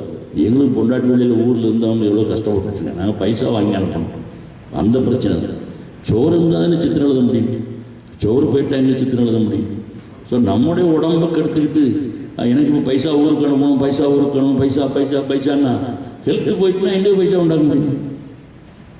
உழைக்கிறதெல்லாம் நம்ம சாப்பிட்றது தானே. நம்ம சாப்பிட்றது நம்ம இல்லாமல் இருந்து என்ன பிரயோஜனம்? ஸோ உடம்பையும் கவனிக்கணும், பைசாவும் உண்டாகும். என்ன இது பார்த்தீங்கன்னா நான் வந்து இந்த ரம்ஜான் டேஸ்லாம் வந்து 12 மணிக்கு தானே ஓபி தீரும், 12 மணிக்கு ஓபி தீரும். நான் 12 மணிக்கு பின்ன நடக்க வேண்டிய இல்லை, நான் 12 மணிக்கு நடக்குவோம், 12 to 1 மணி வரை நடப்பேன். இந்த சவுதி பயிரோடு கல் கொண்டு எரிஞ்சிடும், பயந்து தான் நிறைய ஒரு சந்து வந்து நடந்துட்டு போவேன். மெயின் ரோடு நடந்து கல் கொண்டு எரிஞ்சிடும். ஏன்னா அது உங்களுக்கு தெரியுங்களா, இன்னும் தெரியாம கூட கல் கொண்டு அடிப்பான், எல்லாம் பிடிச்ச நம்மளோட பைசெல்லாம் பிடிக்கிட்டு போயிடுவான். ஏன்னா அது ஏன் சொல்ல வரேன்னா, அந்த அளவுக்கு நமக்கு டைம் இல்லை. நிறைய பேர் சொல்கிறாங்க, எனக்கு பேஷண்ட் இல்லை, டைம் இல்லை, 4 மணிக்கு போகிறேன் சார், டயர்டாகிடுது. இல்லை அதெல்லாம் தப்பு, அப்படி இருக்கக்கூடாது. அவனும் ஏன்னா அது ரொம்ப நம்ம காரியத்தில் நம்ம கரெக்டாக இருக்கும், கண்டிப்பாக நடக்கும். கண்டிப்பாக டயட்டுன்ற காரியத்தில் டயட் கரெக்டாக இருக்கும். ஆயில் ஃபுட்டெல்லாம் அவாய்ட் பண்ணணும். ஆயிலில் ஒரு 1/2 ஸ்பூன் ஆயில் போதும், பார்த்துருங்க, 1/2 ஸ்பூன் ஆயில் போதும், சுகர் ஏற்றி விட்டு 1/2 ஸ்பூன் போதும் ஆயில், சுகர் ஏற்றி. அதனால ஆயில் ஃபுட்டை கண்டிப்பாக அவாய்ட் பண்ணணும். ஏன்னா அவசியத்துக்குள்ள ஆயில் தான் சேர்த்துக்கலாம். அது அதிகமாக சுகர் இருக்கவங்க, அன்கண்ட்ரோல் டயபெட்டிக் பேஷண்ட்டு ஆயில் சேர்க்கக்கூடாது. ஆயில்லாம் அவங்க சாப்பிடணும். வெறும் 1/2 ஸ்பூன் ஆயில் சாப்பிட்டாலே போதும், சுகர் ஏறும். ஸோ ஆயில் ஃபுட்லாம் அவாய்ட் பண்ணணும். மற்றபடி நான் வெஜிடேரியன்லாம் நமக்கு அந்த அளவுக்கு தகுந்த மாதிரி வச்சு நிறுத்த சொல்லலை, அளவுக்கு தகுந்த மாதிரி இருக்கும். இப்போ கொலஸ்ட்ரால் அதிகமாக இருந்து வைங்க, 3 மாதத்துக்கு கொலஸ்ட்ரால் செக் பண்ணுறோம், அதிகமாக இருந்ததுன்னா கண்டிப்பாக அதுக்குள்ள மெடிசின்ஸ் எடுக்கணும். டயட்டை ரெஸ்ட்ரிக்ட் பண்ணணும், ஸ்டாப் பண்ணக்கூடாது, ரெஸ்ட்ரிக்ட் பண்ணணும். அதுக்குள்ள மெடிசின்ஸ் எடுக்கணும். மெடிசன் எடுத்து எல்லா மாதமும் நமக்கு இப்போ என்ன சொல்கிறாங்கன்னா, 40 வயசுக்கு மேலே ஆகிட்டா டயபெட்டிக் இருந்ததுன்னா கொலஸ்ட்ரால் நார்மலாக இருந்தாலும் சரி, கொலஸ்ட்ராலுக்கு மெடிசன் சாப்பிடணும். இப்போ லேட்டஸ்டாக சொல்கிறாங்க. ஆனால் பட் இன்சூரன்ஸ் கம்பெனி யாரும் சம்மதிக்க மாட்டாங்க. கொலஸ்ட்ரால் இல்லையே, பிறகு கொலஸ்ட்ரால் டேப்லெட் கொடுத்தாங்க, இன்ஜெக்ஷன் பண்ணிடுறாங்க. பட் மெடிசின் என்ன சொல்லுதுன்னா, 40 வயசுக்கு மேலே டயபெட்டிக்காக இருந்தால் கொலஸ்ட்ரால் செக் பண்ணி கொலஸ்ட்ரால் நார்மலாக இருந்தாலும் சரி, கொலஸ்ட்ரால் மெடிசின் கொடுத்து தான் ஆகணும்னு சொல்கிறாங்க. பட் இன்சூரன்ஸ் கம்பெனி சம்மதிக்க மாட்டாங்க. அந்த கலந்தாமல் நாங்கள் கொண்டு தான் செய்யணும். என்ன அப்படி ஒரு நியமம் இருக்கு. ஸோ அதனால கொலஸ்ட்ராலுக்கு கண்டிப்பாக மருந்து சாப்பிட்டாலும் ப்ளஸ் டயபெட்டிக் மெடிசன் நீங்கள் ஒழுங்காக எடுத்துக்கிட்டீங்கன்னா உங்களுக்கு எந்த பிரச்சனையும் வராது, காம்ப்ளிகேஷன்ஸும் வராது. மருந்து எடுக்கிறவங்க முக்கியமாக மருந்து இப்போ நிறைய டயபெட்டிக் இருக்கலாம், ஆனால் ஹைப்போக்ளைசினா வராமல் தப்பு. ஹைப்போக்ளைசினா வர்றதுக்கு அனுமதிக்கவே கூடாது. ஏன்னா அதுதான் மோர் சீரியஸ், அதில் இம்மீடியட் டெத்து. ஹைப்பர்கிளைசிமியாவில் இம்மீடியட் டெத்து கிடையாது. ஸோ அந்த ஒரு காரியத்தில் வரும். இதெல்லாம் நீங்கள் பார்த்துட்டீங்கன்னா நம்ம சமுதாயத்தை பிடிச்சிருக்கிற அந்த டயபெட்டிக்ங்கிற பீடையிலிருந்து நிச்சயமாக நம்ம விடுதலை பெறலாம், நிச்சயமாக விடுதலை பெறலாம். முன்னால் அந்த அறிவு நமக்கு இல்லாமல் இருந்து இப்போ பல வழியிலையும் பல ரீதிகள்லையும் நமக்கு டயபெட்டிக் அவேர்னஸ் கொடுக்குறாங்க. இப்போ நம்ம ஊரில் பார்த்தீங்கன்னா ரோட்டரி கிளப், லயன்ஸ் கிளப் எல்லாம் அடிக்கடி மீட்டிங் நடத்துகிறாங்க. இப்போ இந்த பொதுமக்களுக்கு டயபெட்டிக் பற்றி அவேர்னஸ் கொடுத்து இப்போ பரவாயில்ல, நிறைய பேர் இப்போ நம்ம எங்கள் நாகர்கோவிலே டயபெட்டிக் கிளினிக் நிறைய வர ஆரம்பிச்சிட்டு, அதே மாதிரி ஒவ்வொரு ஊர்லேயும் நம்ம வராங்க. நிறைய பேஷண்ட் டயபெட்டிக்கில் வந்து மில்லியன் பேஷண்ட் ஆகிட்டாங்க. இப்போ அவங்க என்ன சொல்லலாம், நீங்கள் வேறு ஒன்றும் பார்க்க வேண்டாம், டயபெட்டிக் மாத்திரம் பார்த்து இருந்தாலே போல ஒரு டாக்டர் பெரிய பணக்காரனாக இல்லைங்க. இப்போ நம்ம இப்போ இங்கே பாருங்களேன், சவுதியில் நிறைய கம்பெனிக்காரன் வரான், இப்போ எங்களை பார்க்க கம்பெனிக்காரன் வருவான். அந்த அவ்வளோ கம்பெனிக்காரன் 10 கம்பெனிக்காரன் வரான்னா எவங்களோட டயபெட்டிக் மெடிசின் இருக்கோ அந்த கம்பெனிக்காரன் தான் பணக்காரனாக இருக்கான். இப்போ எனக்கு ஒரு பேஷண்ட்டு மினிமம் நான் வந்து பெர் டே 60 முதல் 80 வரை பேஷண்ட் வாங்குவேன். இதில் மெஜாரிட்டி பேஷண்ட் டயபெட்டிக். காய்ச்சல் மண்ணாங்கட்டி சின்ன சின்ன கம்பெனிலாம் கொஞ்சம் தான் இருக்கு, மெஜாரிட்டி டயபெட்டிக் தான். கிம்ஸில் மெஜாரிட்டி டயபெட்டிக். அப்படி கிம்ஸ் ஃபார்மசியில் செலவாகக்கூடிய மெடிசன் ஜாஸ்தி மெடிசன் டயபெட்டிக் மெடிசன். என்ன காரணம்?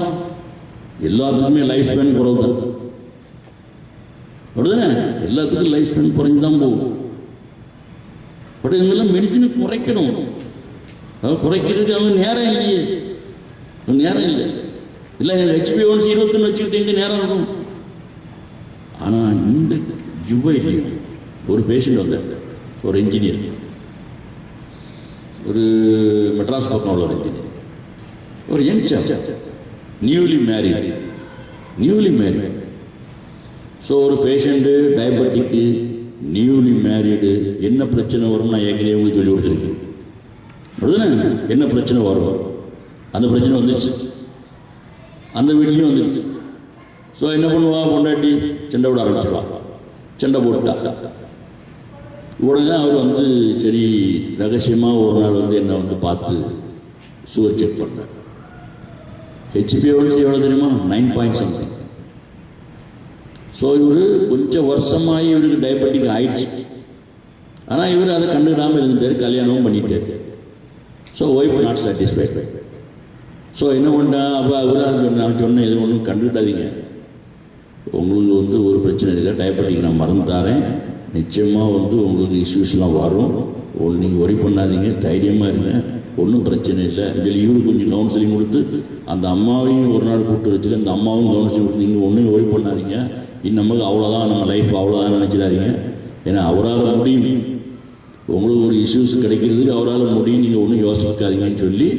ஆனால் இன்னும் அவங்களுக்கு இஷ்யூஸ் கிடைக்கல, பட்டு அவர் வந்து டயபெட்டிக் குறைச்சிட்டு 9.something இருந்தது 4.5 ஆகிட்டு.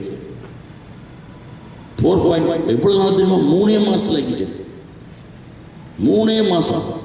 அந்த அம்மாவுக்கு தான் தெரியும், மென் மேரிகார்டு. அப்போ அந்த அம்மாவுக்கு தெரியும் ஒரு டயபெட்டிக் குறைச்சா தான் நம்ம வந்து சந்தோஷமாக இருக்க முடியும். ஸோ இந்த அம்மா நல்லா என்கரேஜ் பண்ணி அவர் சுகர்லாம் குறைச்சாங்க. பழையபடி வேதாளம் முருங்கை மரத்தில் ஏறின மாதிரி பழையபடி ஒரு 9 போயிடுச்சு. திரும்ப ட்ரீட்மெண்ட்லாம் விட்டுட்டு நமக்கு குறைஞ்சிட்டு நம்ம நல்லா ஆகிட்டு ட்ரீட்மெண்ட் விட்டார். ஏன்னா பட் இன்னும் அவங்களுக்கு இஷ்யூஸ்லாம் ஒன்றும் கிடைக்கல. ஆனால் இனி ஃபியூச்சர்லாம் அவங்களுக்கு ரொம்ப லைஃப் வந்து கஷ்டம் தான். அது ஒரு பேஷண்ட்டு. அப்புறம் இன்னொரு வேற ஒரு பேஷண்ட், பெங்களூர் பேஷண்ட். அந்த பேஷண்ட் அவர் ஹை HbA1c இருந்துச்சு, அவரும் அது மாதிரி தான் குறைச்சி நார்மல் கொண்டுட்டார். இப்படி 2-3 பேஷண்ட்டு நான் சொல்லாமே அவங்க ரொம்ப ஓவர் ஆக்டிவ். அவங்க என்னடா HbA1c ஒரு மண்ணாங்கட்டை இன்னும் கூட்டிகிட்டே இருக்கலாமல் விட்டுட்டு இருக்கமே சொல்லி நல்லா ட்ரையல் எடுத்து குறைச்சிட்டு. அதே மாதிரி நம்மளை எல்லாராலையும் முடியும். இங்கே இருக்க நிறைய டயபெட்டிக் பேஷண்டோடு இருக்கலாம், எனக்கு தெரிஞ்சது. ஸோ அவங்கள HbA1c முதல்ல செக் பண்ணுங்க.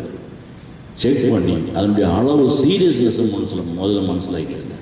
HbA1c பார்த்தாலே தெரிஞ்சிடும் நம்ம எந்த ஸ்டேஜில் இருக்கோம், நம்ம இப்போ என்ன செய்யணும், நிசாரமாக இருந்தால் போதுமா, இல்லை கொஞ்சம் ஆக்டிவாக இதை நம்ம டீல் பண்ணணுமான்னு தெரிஞ்சு.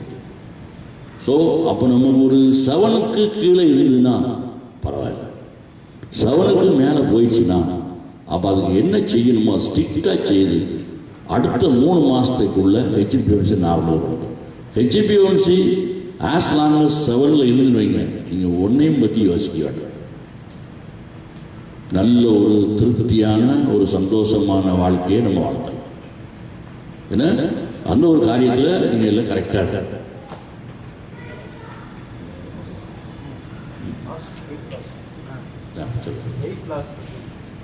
வெயிட் லாஸ்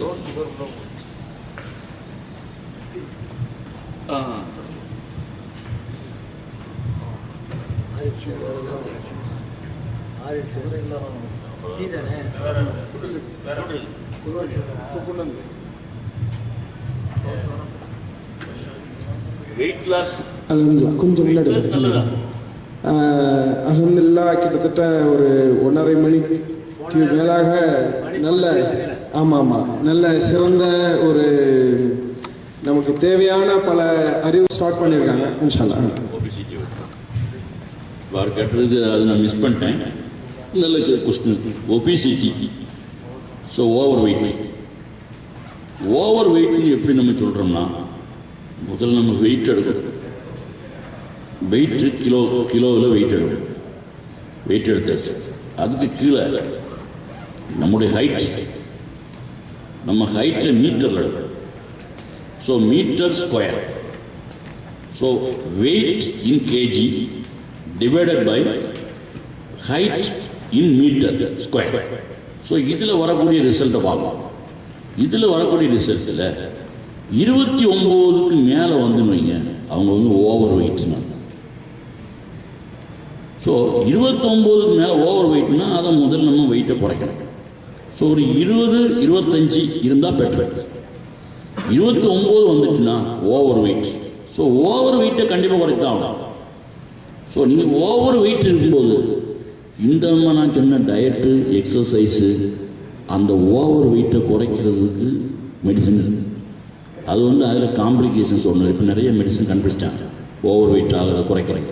இந்த 3 செய்தாலே மெடிசின் இல்லாமையே சுகர் கண்ட்ரோல் பண்ணிக்கலாம், மெடிசின் இல்லாமே கண்ட்ரோல் பண்ணிக்கலாம். ஓவர் வெயிட்டை குறைக்க குறைக்க குறைக்க சுகர் குறையும் வித்தவுட் மெடிசின், சுகர் குறையும் வித்தவுட் மெடிசின், கார்டியக் கண்டிஷன்ஸை குறைக்கலாம்.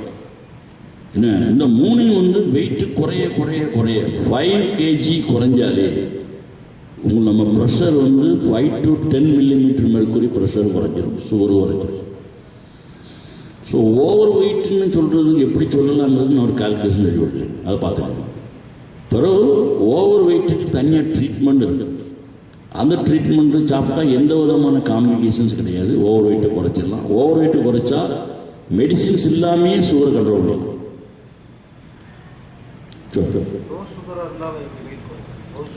லோ சுகர் இருந்தால் வெயிட் குறையும், லோ சுகர் இருந்தால் வெயிட் குறையும். அது லோ சுகர்னு எப்படி தெரியும்? இல்லை அது அப்படி கிடையாது. ஹெச்பிஎன்சி பார்த்தீங்களா? ஹெச்பிஎன்சி பார்க்கலாம். ஹெச்பிஎன்சி எவ்வளோ இருக்குன்னு பார்க்கலாம். ஹெச்பிஎன்சி லோ சுகரில் வந்து 4 இருக்கும். 4 இருந்தால் அவங்களுக்கு வந்து ஈஸியாக ஹைப்போகிளைசமியா போவாங்க. ஸோ அவங்க வந்து எதனால ஹைப்போகிளைசமியா போகிறாங்க? அப்போ இன்சுலின் செக்ரீஷன் அதிகமாக இருக்கும்.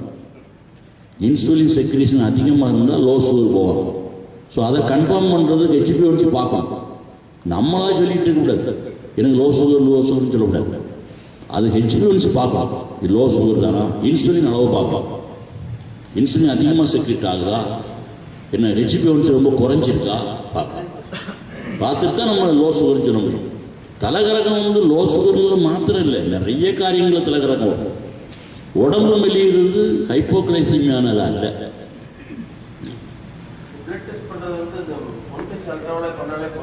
ஒன் டச்சில் பண்ணவே விடாது. ஒன் டச் அக்யூரேட் இல்லைல்ல. ஆமாம் 10-20 பாயிண்ட் கூட குறைச்சிருக்கும். அதை வச்சு எப்படி கண்டுபிடிக்க முடியும்?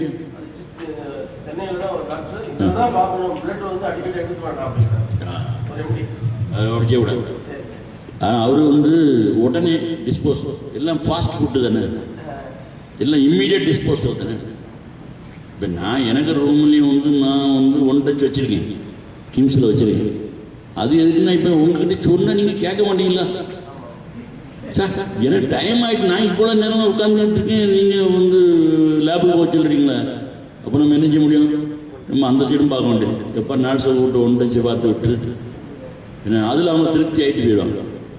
இப்படியே ஒன் டச்சிலேயே மாத்திரம் ஜீவிக்கூடிய பேஷண்ட்லேயே இருக்காங்க. ஆமாம், ஹெச்பிஎன்சியே பார்க்க மாட்டாங்க, அவங்களுக்கு டைம் இல்லை. நீங்கள் என்னத்திலாம சொல்லிட்டு இருக்கீங்க, எனக்கு டைம் இல்லையே. அவங்களுடைய கொஸ்டின் என்ன தான், எனக்கு டைம் இல்லையே, நான் சீக்கிரம் போய் சேரணுங்களா? அது அவங்களுடைய தான். நான் எவ்வளோ சொல்லி பார்க்குறேன், அப்படிலாம் இருக்காதீங்க.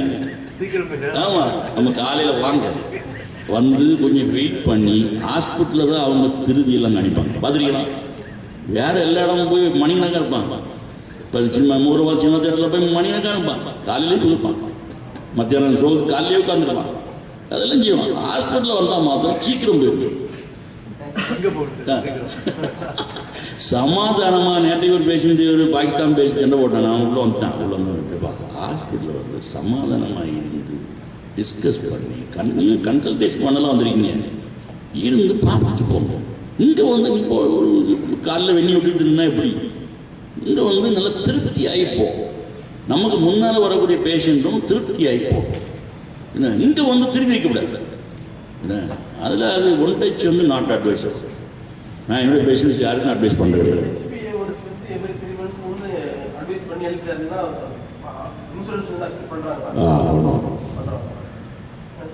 சுகர் பேஷண்ட் இல்லை, ஆனால் வந்து சில நேரத்தில் வந்து ரொம்ப கொட்டாவி டயர்டு இதாக வந்துடுது. அந்த நேரத்தில் ஜூஸ் சாப்பிட்டோம்னா சரியாகும். ஜூஸ் சாப்பிட்டோன்னா கொஞ்சம் என்ன காரணம்? அது சுகர் தான். சுகர் அதிகமாக போனால் உஷாராகுங்களா? இல்லையா சார், நீங்கள் சுகர் பேஷண்ட் கிடையாது உங்களுக்கு. கம்மியாச்சோ இல்லையோ நீங்கள், அதாவது இப்போ ஒரு பேஷண்ட்டு, ஒரு தலைகரகத்தில் ஒரு பேஷண்ட் வராங்க, ஒரு ஆள் தலைகரகத்தில் பேஷண்ட் வரும். நாங்கள் என்ன பண்ணுறோம் தெரியுமா, சுகர் பார்க்குறதுக்கு முன்னாடியே அவன் முதல்ல நாங்கள் குளுக்கோஸ் கொடுக்குறோம். குளுக்கோஸ் வரும். ஏன் கொடுக்குறோம்? அவன் ஆல்ரெடி சுகராக இருக்கலாம், தெரியாது. குளுக்கோஸ் தான் முதல்ல வரும். குளுக்கோஸ் கொடுத்தோன்னு என்ன ஆகுனா ஆட்டோமேட்டிக்காகி அவனுக்கு ஒரு உஷார் வரும். குளுக்கோஸ் போட்டு சாப்பிட்டுருக்கேன். இல்லை, நீங்கள் அப்படி சாப்பிடக்கூடாது. முதல்ல சுகரை செக் பண்ணுங்க. ஓவர் சுகர் ஆகிடும். யாருக்குன்னா இப்போ நான் தான் இருக்கணுங்களேன். இப்போ நான் டயபெட்டிக். இப்போ நான் ஒரு சாக்லேட் சாப்பிட்றேன். இப்போ எனக்கு இப்போ 250 பாசிட்டிவ் இருக்குது. நான் இப்போ ஒரு சாக்லேட் சாப்பிட்றேன். சாப்பிட்டா என்ன ஆகும்? 250 300 ஆகும். பட் சாப்பிட்ட உடனே எனக்கு என்ன ஃபீலிங் கிடைக்குதுமா? ஒரு உஷார் வந்துடுது. ஏன்? எப்பவுமே சுகர் அதிகமாக போனால் ஒரு உஷார் வரும். பட் அது உஷார் ஒரு டெம்பரரி உஷார் தான். பின்னால் ஃபியூச்சரில் ரொம்ப பாதிக்கிறது. அதே தான் உங்களுக்கு வந்துருக்கு. நீங்கள் என்ன பண்ணணும்? முதல்ல போய் சுகரை செக் பண்ணணும். என்ன, சுகரை செக் பண்ணி HbA1c பாருங்கள். பார்த்தா அந்த வந்து நீங்கள் சும்மா நீங்கள் சாப்பிட்டுருக்கூடாதா, நீங்கள் சுகர் சாப்பிட்டோன்னு கூடியதான் உண்மையிலேயே உங்களுக்கு சுகர் கூடுதலாக இருக்கும். இன்னும் கொஞ்சம் கூட்டிகிட்டே இருப்பீங்க உங்களை அறியாமல். அதை பார்த்துட்டீங்கன்னா அப்போ உண்மையிலே நீங்கள் டயபெட்டிக்கா இல்லை லோ சுகராக தெரியும். என்ன பார்த்தீங்க? அவருக்கு வந்து எப்பவுமே ப்ரெஷர் கொஞ்சம் பல்ஸ் ப்ரெஷர் கொஞ்சம் கம்மியாக இருக்கும். அப்போ ஜூஸ் எடுத்தால் தான் சரியா இருக்கும். அப்படி எடுக்கக்கூடாதுங்க. வர்றா சார், அவருக்கு கூட ப்ராப்ளம் ஆகும். அப்புறம் அடிக்கடி பார்த்துருப்போம் சார். யூரிக் ஆசிட் டயபெட்டிக்ஸ் சம்மந்தமா? யூரிக் ஆசிட் டயபெட்டிக் சம்மந்தம் கிடையாது. டயபெட்டிக் உள்ளவங்களுக்கு யூரிக் ஆசிட் அதிகமாக சான்ஸ் இருக்கு. யூரிக் ஆசிட் இருக்கிறதுனால டயபெட்டிக் வராது. டயபெட்டிக் உள்ளவங்களுக்கு யூரிக் ஆசிட் வர்றதுக்கு சான்ஸ் இருக்கு.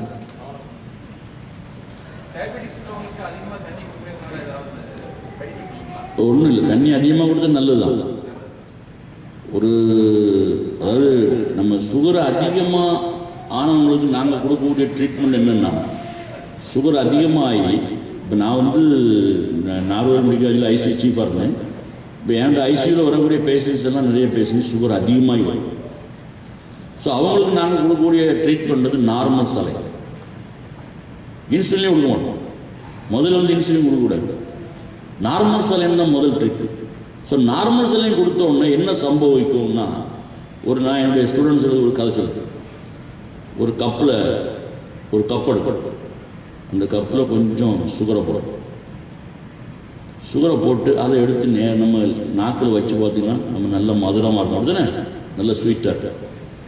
கொஞ்சம் கூட தண்ணியை விடுங்க. தண்ணியை விட்டுட்டு கொஞ்சம் எடுத்து நாக்கில் வச்சு பார்க்கலாம். அப்போ மதுரமாக இருக்குமா இருக்காதா? மதுரமாக இருக்கும். நேரத்தை இருந்ததுலேயும் குறைஞ்சிருக்கு. அப்படிதானே? இன்னும் கொஞ்சம் கூட உள்ள தண்ணி விடுங்க. அப்போ பின்னி எடுத்து நாக்கில் வச்சு பாருங்க. மதுரமாக தான் இருக்கும், ஆனால் கொஞ்சம் குறைவாக இருக்கும். அப்படி நம்ம டேப்பை திறந்து இந்த கப்பை டேப்பில் வச்சிருக்கு. அப்போ நம்ம தண்ணி வந்து ஓவர்ஃப்ளோ ஆனால் ஒரு கொஞ்சம் ஓவர்ஃப்ளோ தண்ணி எடுத்து நாக்கில் வச்சு பாருங்க. மதுரை இருக்குமா இருக்காதா? இருக்காது. ஏன்னா என்ன பண்ண, நம்ம ஒன்றுமே பண்ணலையே, மருந்து வழி எடுக்கலையே, தண்ணியை விட்டு டைல்யூட் பண்ணிட்டோம். அப்படிதானே? அதே போல நீங்கள் தண்ணி விடிங்க, சுகர் டைல்யூட் ஆகிடும், சுகர் லெவல் குறைஞ்சிடும். அதான் தண்ணி, அது ஆட்டோமேட்டிக்காக தெய்வத்தினுடைய ஒரு இதாங்க, அது கிஃப்ட்டு. நீங்கள் சுகர் அதிகமாகும்போது நீங்களே தண்ணியை குடிக்க வேண்டி வந்துடும். ஏன்னா அது ஒவ்வொரு காரியங்களும் ரீசனபுளாக தான் தெய்வம் உண்டாக்கி வச்சிருக்குது. சுகர் அதிகமாகும்போது தண்ணி கேட்க. இப்போ நீங்கள் தண்ணியை குடிக்கிறது நம்மளை சாக விடாமல் தெய்வம் பாதுகாக்கிறவங்க. என்ன? அப்போ தண்ணி அதிகமாக போகும்போது சுகர் டைல்யூட் ஆகிடும். ஸோ நம்மளை பாதுகாக்காது. அதையும் மீறி நம்ம போகிறோம், வேகமாக போகிறது.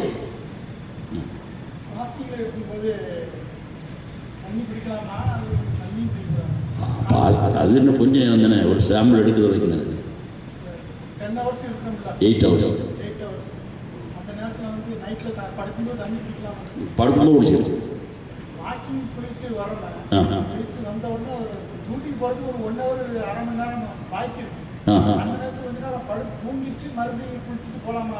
ஒன்றும் இல்லை, அது ஒன்றும் இல்லை. 1 hour 2 hour நீங்கள் படுத்து உறங்கிட்டு இல்லை உறங்கிக்கிட்டே இருக்கீங்க, ஒன்றும் பிரச்சனை இல்லை.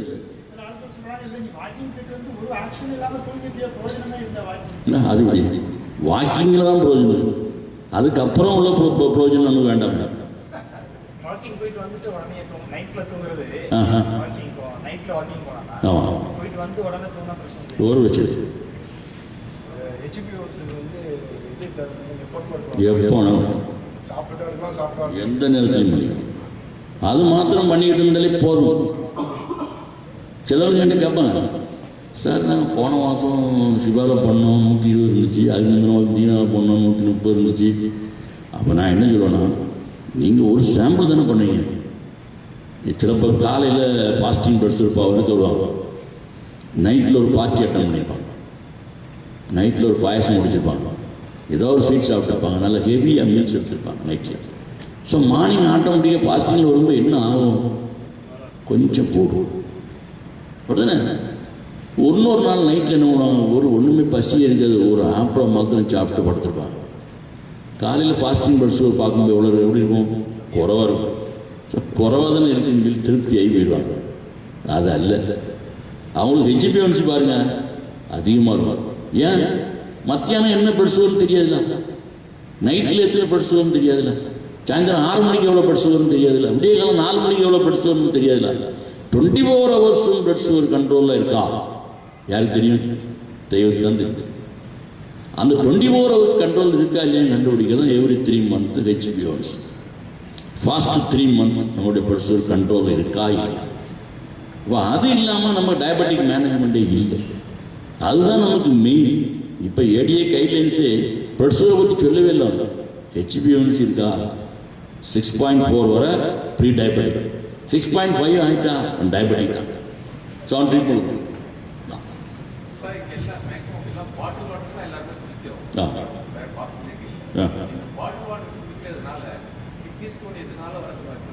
நல்ல water, bottle water mineral water தான், சாதா வாட்டர் இல்லை.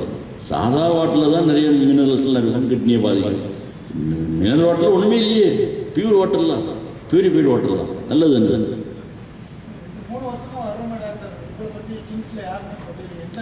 அது என்ன காரணம்னா, அது எங்களுக்கு எங்கள் பிரின்ஸ் சொல்லுவார், அதாவது நான் இருக்கிற இடம் கொஞ்சம் ஒதுங்கி,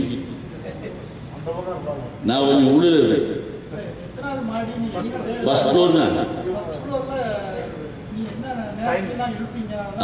காலையில் 8:30 12 o'clock. எல்லா ஸ்பெஷலிஸ்ட் கன்சல்டேஷனும் சேம் டைம் தான். என் பேரை சொல்ல உடனே இல்லை தெரியும். இப்போ டாக்டர் முத்து வாங்கணும்னா முடிஞ்சிடும். டாக்டர் முத்து பார்க்கணும், இல்லை தமிழ் டாக்டர் பார்க்கணும்னாலே வரும். நான் ஒரு ஆள் தான் தமிழ் டாக்டர். சனிக்கிழமை ஞாயிற்றுக்கிழமைக்கு நான் போகணுன்னு இருக்கேன். அவர் டாக்டர் நசீர் தான் வந்துட்டு ஞாயிற்றுக்கிழமை எனக்கு பிளட் செக்கப்புக்கு இந்த இது பண்ணி வச்சுட்டாரு. உங்களை பார்க்கணும்னு சொன்னாலும் உங்கள் பேரில் அதை நான் செக் பண்ணலாமா? இந்த பிளட் செக்கப் வந்து இல்லை, அது என்னென்னா, அது இப்போ நசீர் அவருக்கு பேர் எழுதி விட்டுருக்காரு. நீங்கள் என்ன பண்ணணும்னா, அந்த செக் பண்ணுறதுக்கு முன்னாடி அதுக்கு காலையிலேயே வந்து, இல்லைன்னா அதுக்கு ஒரு நாளைக்கு முன்னாலே வந்து என்னுடைய கிளினிக்கில் வந்து என் பேப்பர் அடிச்சுவாங்க, என் பேர் போட்டு பேப்பர் அடிச்சுவாங்க, செக் பண்ணுறோம். எனக்கு நசீர்னா, நசீர் வந்து நான் இப்போ 1 year தான் ஆச்சு, நசீர் வந்து 5 years இருக்கு. ஏன்னா அவர் வந்து பிகாஸ் ஆஃப் லாங்குவேஜ், ஏன்னா அவர் தமிழும் வரலாம், மலையாளமும் வரலாம், ஹிந்தியும் பேசுறது. ஸோ அதனால அவங்க என்ன பண்ணுறாங்கன்னா, எல்லா பேஷண்ட்டும் நசீரை போயிட்டு தான் இருப்பாங்க. அதை எனக்கு நான் ஆஃப் டே சொல்கிறேன்னே, வியாழக்கிழமை மத்தியானத்துக்கு மேலே ஆஃப், வெள்ளிக்கிழமை ஃபுல் டே ஆஃப், சனிக்கிழமை இருக்கு, பாக்கி நாளெல்லாம் இருக்கு. ஓபி டைம் வந்து 8:30 to 12, ஈவினிங் 4 to 9. சந்தோஷம். உடனே 1 hour வெயிட் பண்ணுங்க. ஏன்னா எல்லாரும் அவங்க யாருக்கு சந்தேகம் இருக்குன்னு எல்லாரும் வாங்க, எல்லாருக்கும் எக்ஸ்பீரியன்ஸ் பார்த்து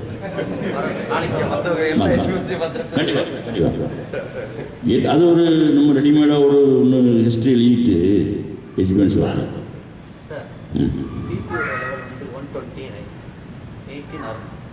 140 சொல்றாரு, 120/80 தான் normal BP, irrespective of the age. எந்த வயசுக்காரங்களாக இருந்தாங்க அவங்களுக்கு ப்ரெஷர் வந்து 120/80 தான். முன்னால் எப்படின்னா ஏஜ் ப்ளஸ் 100, முன்னால் அது ஒரு 15 வருஷத்துக்கு முன்னாடி அப்படி இருக்கு. இப்போ நமக்கு 60 வயசுனா 160 வரை போகலாம். இப்போ அப்படி கிடையாது. இப்போ எந்த ஏஜாக இருந்தாலும் சரி ப்ரெஷர் வந்து 120-80 தான் இருக்கணும். அதுக்கு மேலே இருந்தால் ப்ரெஷர். இப்போ அவர் பிரதர் சொன்ன மாதிரி 140-100 இருந்தால் என்ன செய்யும்? ஸோ 140-100 இருந்தால் அதுக்கு ட்ரீட்மெண்ட் எடுக்கணும். அதுக்கு வந்து டயட்டு, எக்ஸசைஸு இதெல்லாம் கண்ட்ரோல் பண்ணாலே 140-100 கீழே வந்துடும். அதுக்கு பேர் ப்ரீ ஹைப்பர் டென்ஷன் பேர். இப்போ ப்ரீ டயபெட்டிக் சொன்ன மாதிரி அதுக்கு பேர் pre hypertension. So hypertension இருக்குது, ஆனால் ட்ரீட்மெண்ட் எடுக்கக்கூடிய லெவலுக்கு வரல. Up to 140-100 we can wait. 140-100க்கு மேலே போனால் நம்ம ட்ரீட்மெண்ட் எடுக்கணும். ஸோ 140-100 ட்ரீட்மெண்ட் எடுக்கலாமா? எடுக்கலாம். எந்த கண்டிஷன்லாம்? ஹார்ட் அட்டாக் இருக்குது. அப்போ ஹார்ட் அட்டாக் இருக்கக்கூடிய பேஷண்ட்டுக்கு 140-100 விடக்கூடாது. அவங்க ட்ரீட்மெண்ட் எடுக்கணும். சில ஆளுங்களுக்கு வந்து பேரண்ட்ஸுக்கு ஃபாதர் மதர் ஹைப்பர் டென்ஷனாக இருப்பாங்க. ஸோ அவங்களுக்கு அந்த மாதிரி பேஷண்ட்டுக்கு ஒரு மாதிரி அவங்க அந்த பேஷண்ட் பார்த்தீங்கன்னா சாப்பிட்டு உறக்கம் அப்படி தான் இருக்கும். எந்த விதமான எக்ஸசைஸோ எந்த விதமான பாடி மூவ்மெண்ட்ஸோ ஒன்றும் இருக்காது. அந்த மாதிரி பேஷண்ட் கண்டிப்பாக ட்ரீட்மெண்ட் கொடுத்தாங்க. பைபாஸ் சர்ஜரிக்கு 1 வருஷம் ஆச்சு. அந்த பொருள் சாப்பிட்டவங்க அடிக்கடி நெஞ்ச கரிக்கிறது வேற ப்ராப்ளம் இல்லை. அது வந்து கேஸ் அசிடிட்டி. பைபாஸ் பண்ணிடுங்க. அதில் ஆஸ்பிரின் ஒரு டேப்லெட் இருக்கா, அந்த டேப்லெட்னாலே நெஞ்சு அதாவது கேஸ் தான். நிறைய பேர் உண்மையான கேஸை விட்டுருவாங்க. உண்மையான கேஸ் இருக்கும்போது வந்து எனக்கு ஹார்ட்டை பார்க்கணும் பார்த்தோம். என்ன ஹார்ட் அட்டாக் இருக்கும்போது கேஸ் நினச்சிடுவாங்க. ரியல் ஹார்ட் அட்டாக்கே வந்துருக்கும். அந்த மாதிரி அது கேஸு வெளியே உட்காந்துட்டு இருப்பாங்க. ஹார்ட் அட்டாக் நினச்சிடுவாங்க. இது கேஸ் தானா ஹார்ட் அட்டாக் எப்படி கண்டுபிடிக்குது? அதாவது ஒரு ஆளுக்கு நான் கேட்குறது கேள்வி பண்ணா ஒரு நெஞ்சு வெளின்னு வரும். அவர் முட்டையை சொல்லிடுவாங்க நெஞ்சு வெளிக்கு சார், 1 வாரமாக நெஞ்சு வெளி. 1 வாரமாக நெஞ்சு வெளி இருந்தால் அது ஹார்ட் அட்டாக் இல்லை முதல்ல. அது ஒரு இன்னொன்று, எந்த இடத்துல இருதயத்தில் வலி இருக்குன்னு கேட்போம்.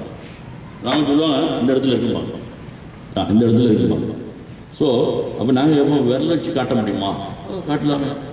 ஏன்னா நம்ம கேட்குற கேள்விக்கு ரொம்ப புத்தியாக பதில் சொல்கிற மாதிரி நினச்சிவிட காட்டலாமே, பிரச்சனை கிடையாது. எனக்கு காட்டுறதுக்கு உள்ள தைரியமாக எனக்கு உண்டுன்ற. அப்போ எந்த இடத்துல வலி இருக்கு? இந்த இடத்துல. இப்போ எல்லாத்துக்கும் தெரியும் ஹார்ட் இந்த பக்கம் தான் இருக்குது. அப்படிதானே? நெட்டில் போவாங்க, சினிமாவில் பார்ப்பாங்க, எல்லாமே பார்த்துருவாங்க. அப்போ ஹார்ட்டு இடது வருஷம் தான் இருக்குன்னு தெரியுது. அவர் சொன்னாங்க இந்த இடத்துல எனக்கு வலி இருக்குது சார். இந்த இடத்துல வலி இருக்குன்னு சொன்னாலே அது ஹார்ட் அட்டாக் கிடையாது. யாராலையும் விரல் வச்சு எந்த இடத்துல வலி இருக்குன்னு சொல்லிட்டாங்கனாலே அது ஹார்ட் அட்டாக் கிடையாது.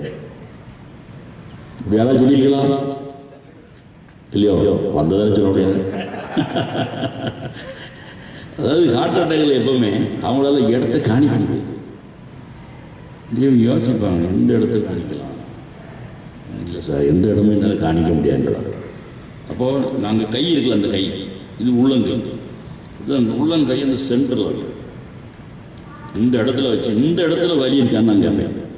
இந்த இடத்துல வலி இல்லை சார், அப்போ ஹார்ட் அட்டாக். ஏன்னா ஒன்றும் அவங்களால வந்து ஐடென்டி பண்ண முடியாது. எந்த இடத்துல வலி இருக்குன்னு அவங்களால சொல்ல முடியாது.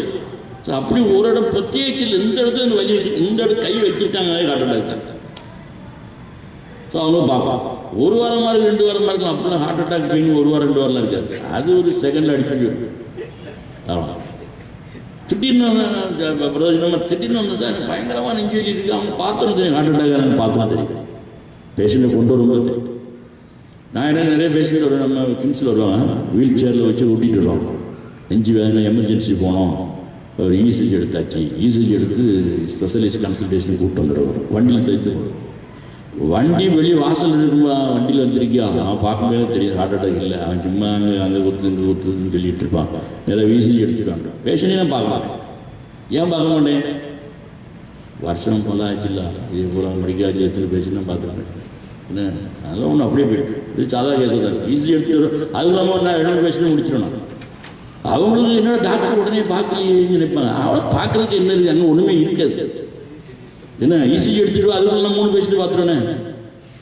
அதுக்கு அவன் வந்துட்டு அதுக்கு இசிஜி எடுத்தோடனே வண்டி விட்டுரு, வண்டி போட்டு அவனுக்கு ஒன்றும் கிடையாது, சும்மா போவான்றான்.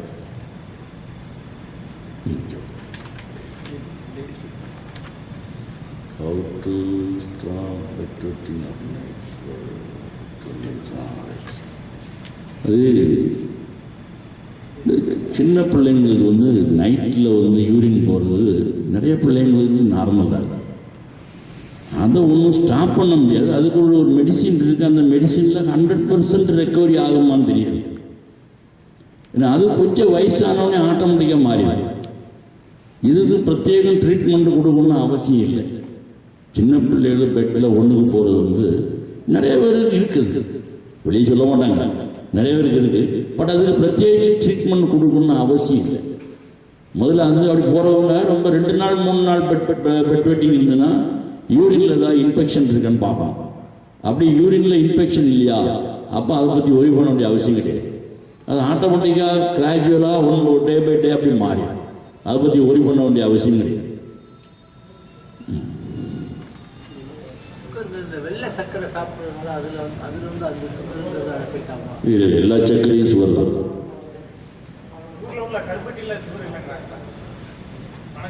இல்லை சுகர் இருக்கு, இல்லைன்னு இல்லை, சுகர் இருக்கு.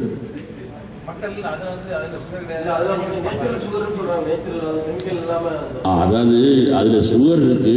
இந்த மாதிரி உள்ள ஹை லெவல் சுகர் இல்லை, சுகர் இருக்கு, ஹை லெவல் இல்லை. பட் அதுக்காக டயபெட்டிக் பேஷண்ட் கருப்பட்டி காப்பி குடிக்கலாம்னா குடிக்கக்கூடாது.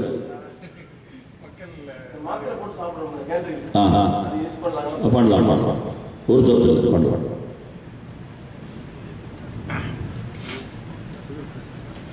எனக்கு வந்து 10 வருடம் சுகர் தான் செய்யுது. பட் வந்து இது இல்லை, ப்ரெஷர் வந்து 90 தான். ஆனால் அவங்க மெடிசன் சாப்பிடணும்னு சொல்லி ஒரு லைட் டோஸ் சாப்பிட்டு தான் இருக்கேன். நல்லது. எடுத்து தான் இருக்கேன். கொலஸ்ட்ரால் 10 எடுத்து தான் இருக்கேன். அது என்னன்னா ரைட்டா, அது என்னன்னா அது நான் சொல்கிறேன். லாங் ஸ்டாண்டிங் டயபெட்டிக் இருக்கிறவங்களுக்கு கொஞ்ச நாள் ஆனோடனே கிட்னி டேமேஜ் வரும். கிட்னி டேமேஜ் வராமல் இருக்கிறதுக்காக ஒரு பிரத்யேக ப்ரெஷர் டேப்லெட் இருக்கு. அந்த டேப்லெட்டில் கொஞ்சம் லோ டோஸ் சாப்பிட்டுக்கிட்டு இருந்தால் கிட்னி ஃபெயிலியர் வராமல் தடுக்கலாம். அதுக்காக நாங்கள் அப்படி கொடுப்போம்.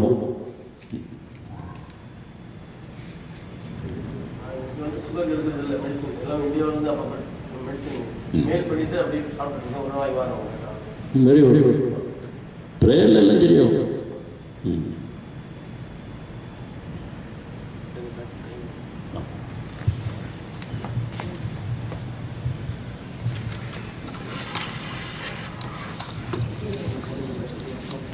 அல்ஹம்துலில்லாஹி ரப்பில் ஆலமீன். இன்ஷா அல்லாஹ் இந்த அளவோடு நம்ம நிகழ்ச்சியை முடிக்க போகிறோம். நிகழ்ச்சியில் வந்து நம்ம உடல் ஆரோக்கியம் சம்பந்தமாக, குறிப்பாக டயபெட்டிக் சம்பந்தமாக டாக்டர் இசக்கி முத்து அவர்கள் நல்ல அருமையான பல கருத்துக்களை சொன்னாங்க. அது மட்டும் இல்லாமல் நம்ம சுவைபட சொன்னது ரொம்ப பாராட்டக்கூடியது, மனசில் பதியக்கூடிய மாதிரி இருந்தது. அதனால் பல பேர் டாக்டரை கன்சல்ட் பண்ணணும்னு நினைக்கிறாங்க. எல்லாரும் இப்போ H1PC HP1C எல்லாரும் செக் பண்ணிடுங்க, 7 கீழே இருக்கான்னு பார்த்துருவோம் இன்ஷா அல்லாஹ்.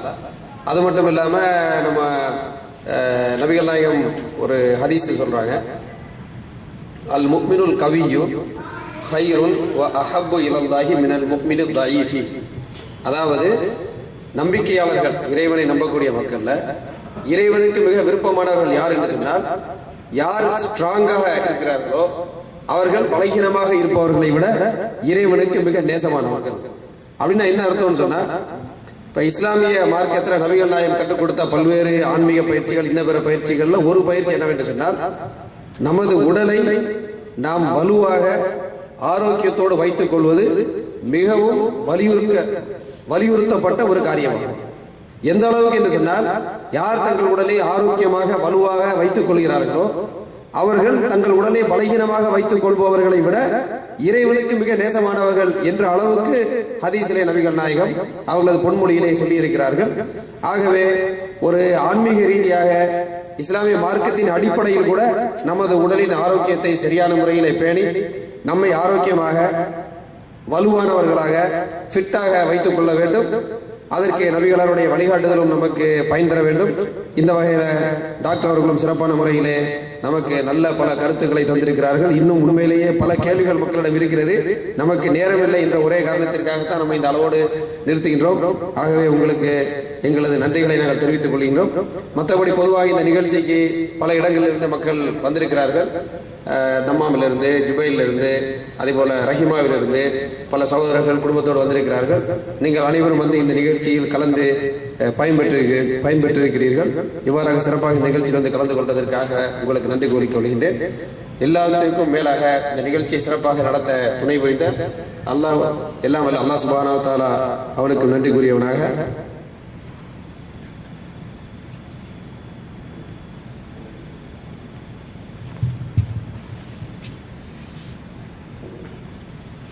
அது மட்டும் இல்லாமல் மேலதிகமாக இந்த நிகழ்ச்சியை சரியான முறையிலே அதாவது கோஆர்டினேஷன் செய்து அதற்குரிய உணவு ஏற்பாடுகள் செய்து இப்படிப்பட்ட நிகழ்ச்சியில் வாலண்டியர்களாக இருந்து யாரெல்லாம் பணியாற்றினார்களோ அவர்களுக்கும் அல்லாஹ் சுப்ஹானஹு வ தஆலா நல்ல கூலியை தந்துள்வானாக. அதே போல குறிப்பாக டாக்டர் அவர்களுக்கும் அவர்கள் சார்ந்த கிம்ஸ் அந்த மெடிக்கல் நிறுவனத்திற்கும் நமது நன்றிகளை நாம் தெரிவித்துக் கொள்கின்றோம். வாஹிர் தவானா அல்ஹம்துலில்லாஹி ரப்பில் ஆலமீன். சுப்ஹானக்கல்லாஹு வ பிஹம்திக அஷ்ஹது அன் லா இலாஹா இல்லா அன்த அஸ்தக்ஃபிருக வ அத்தூபு இலைக்.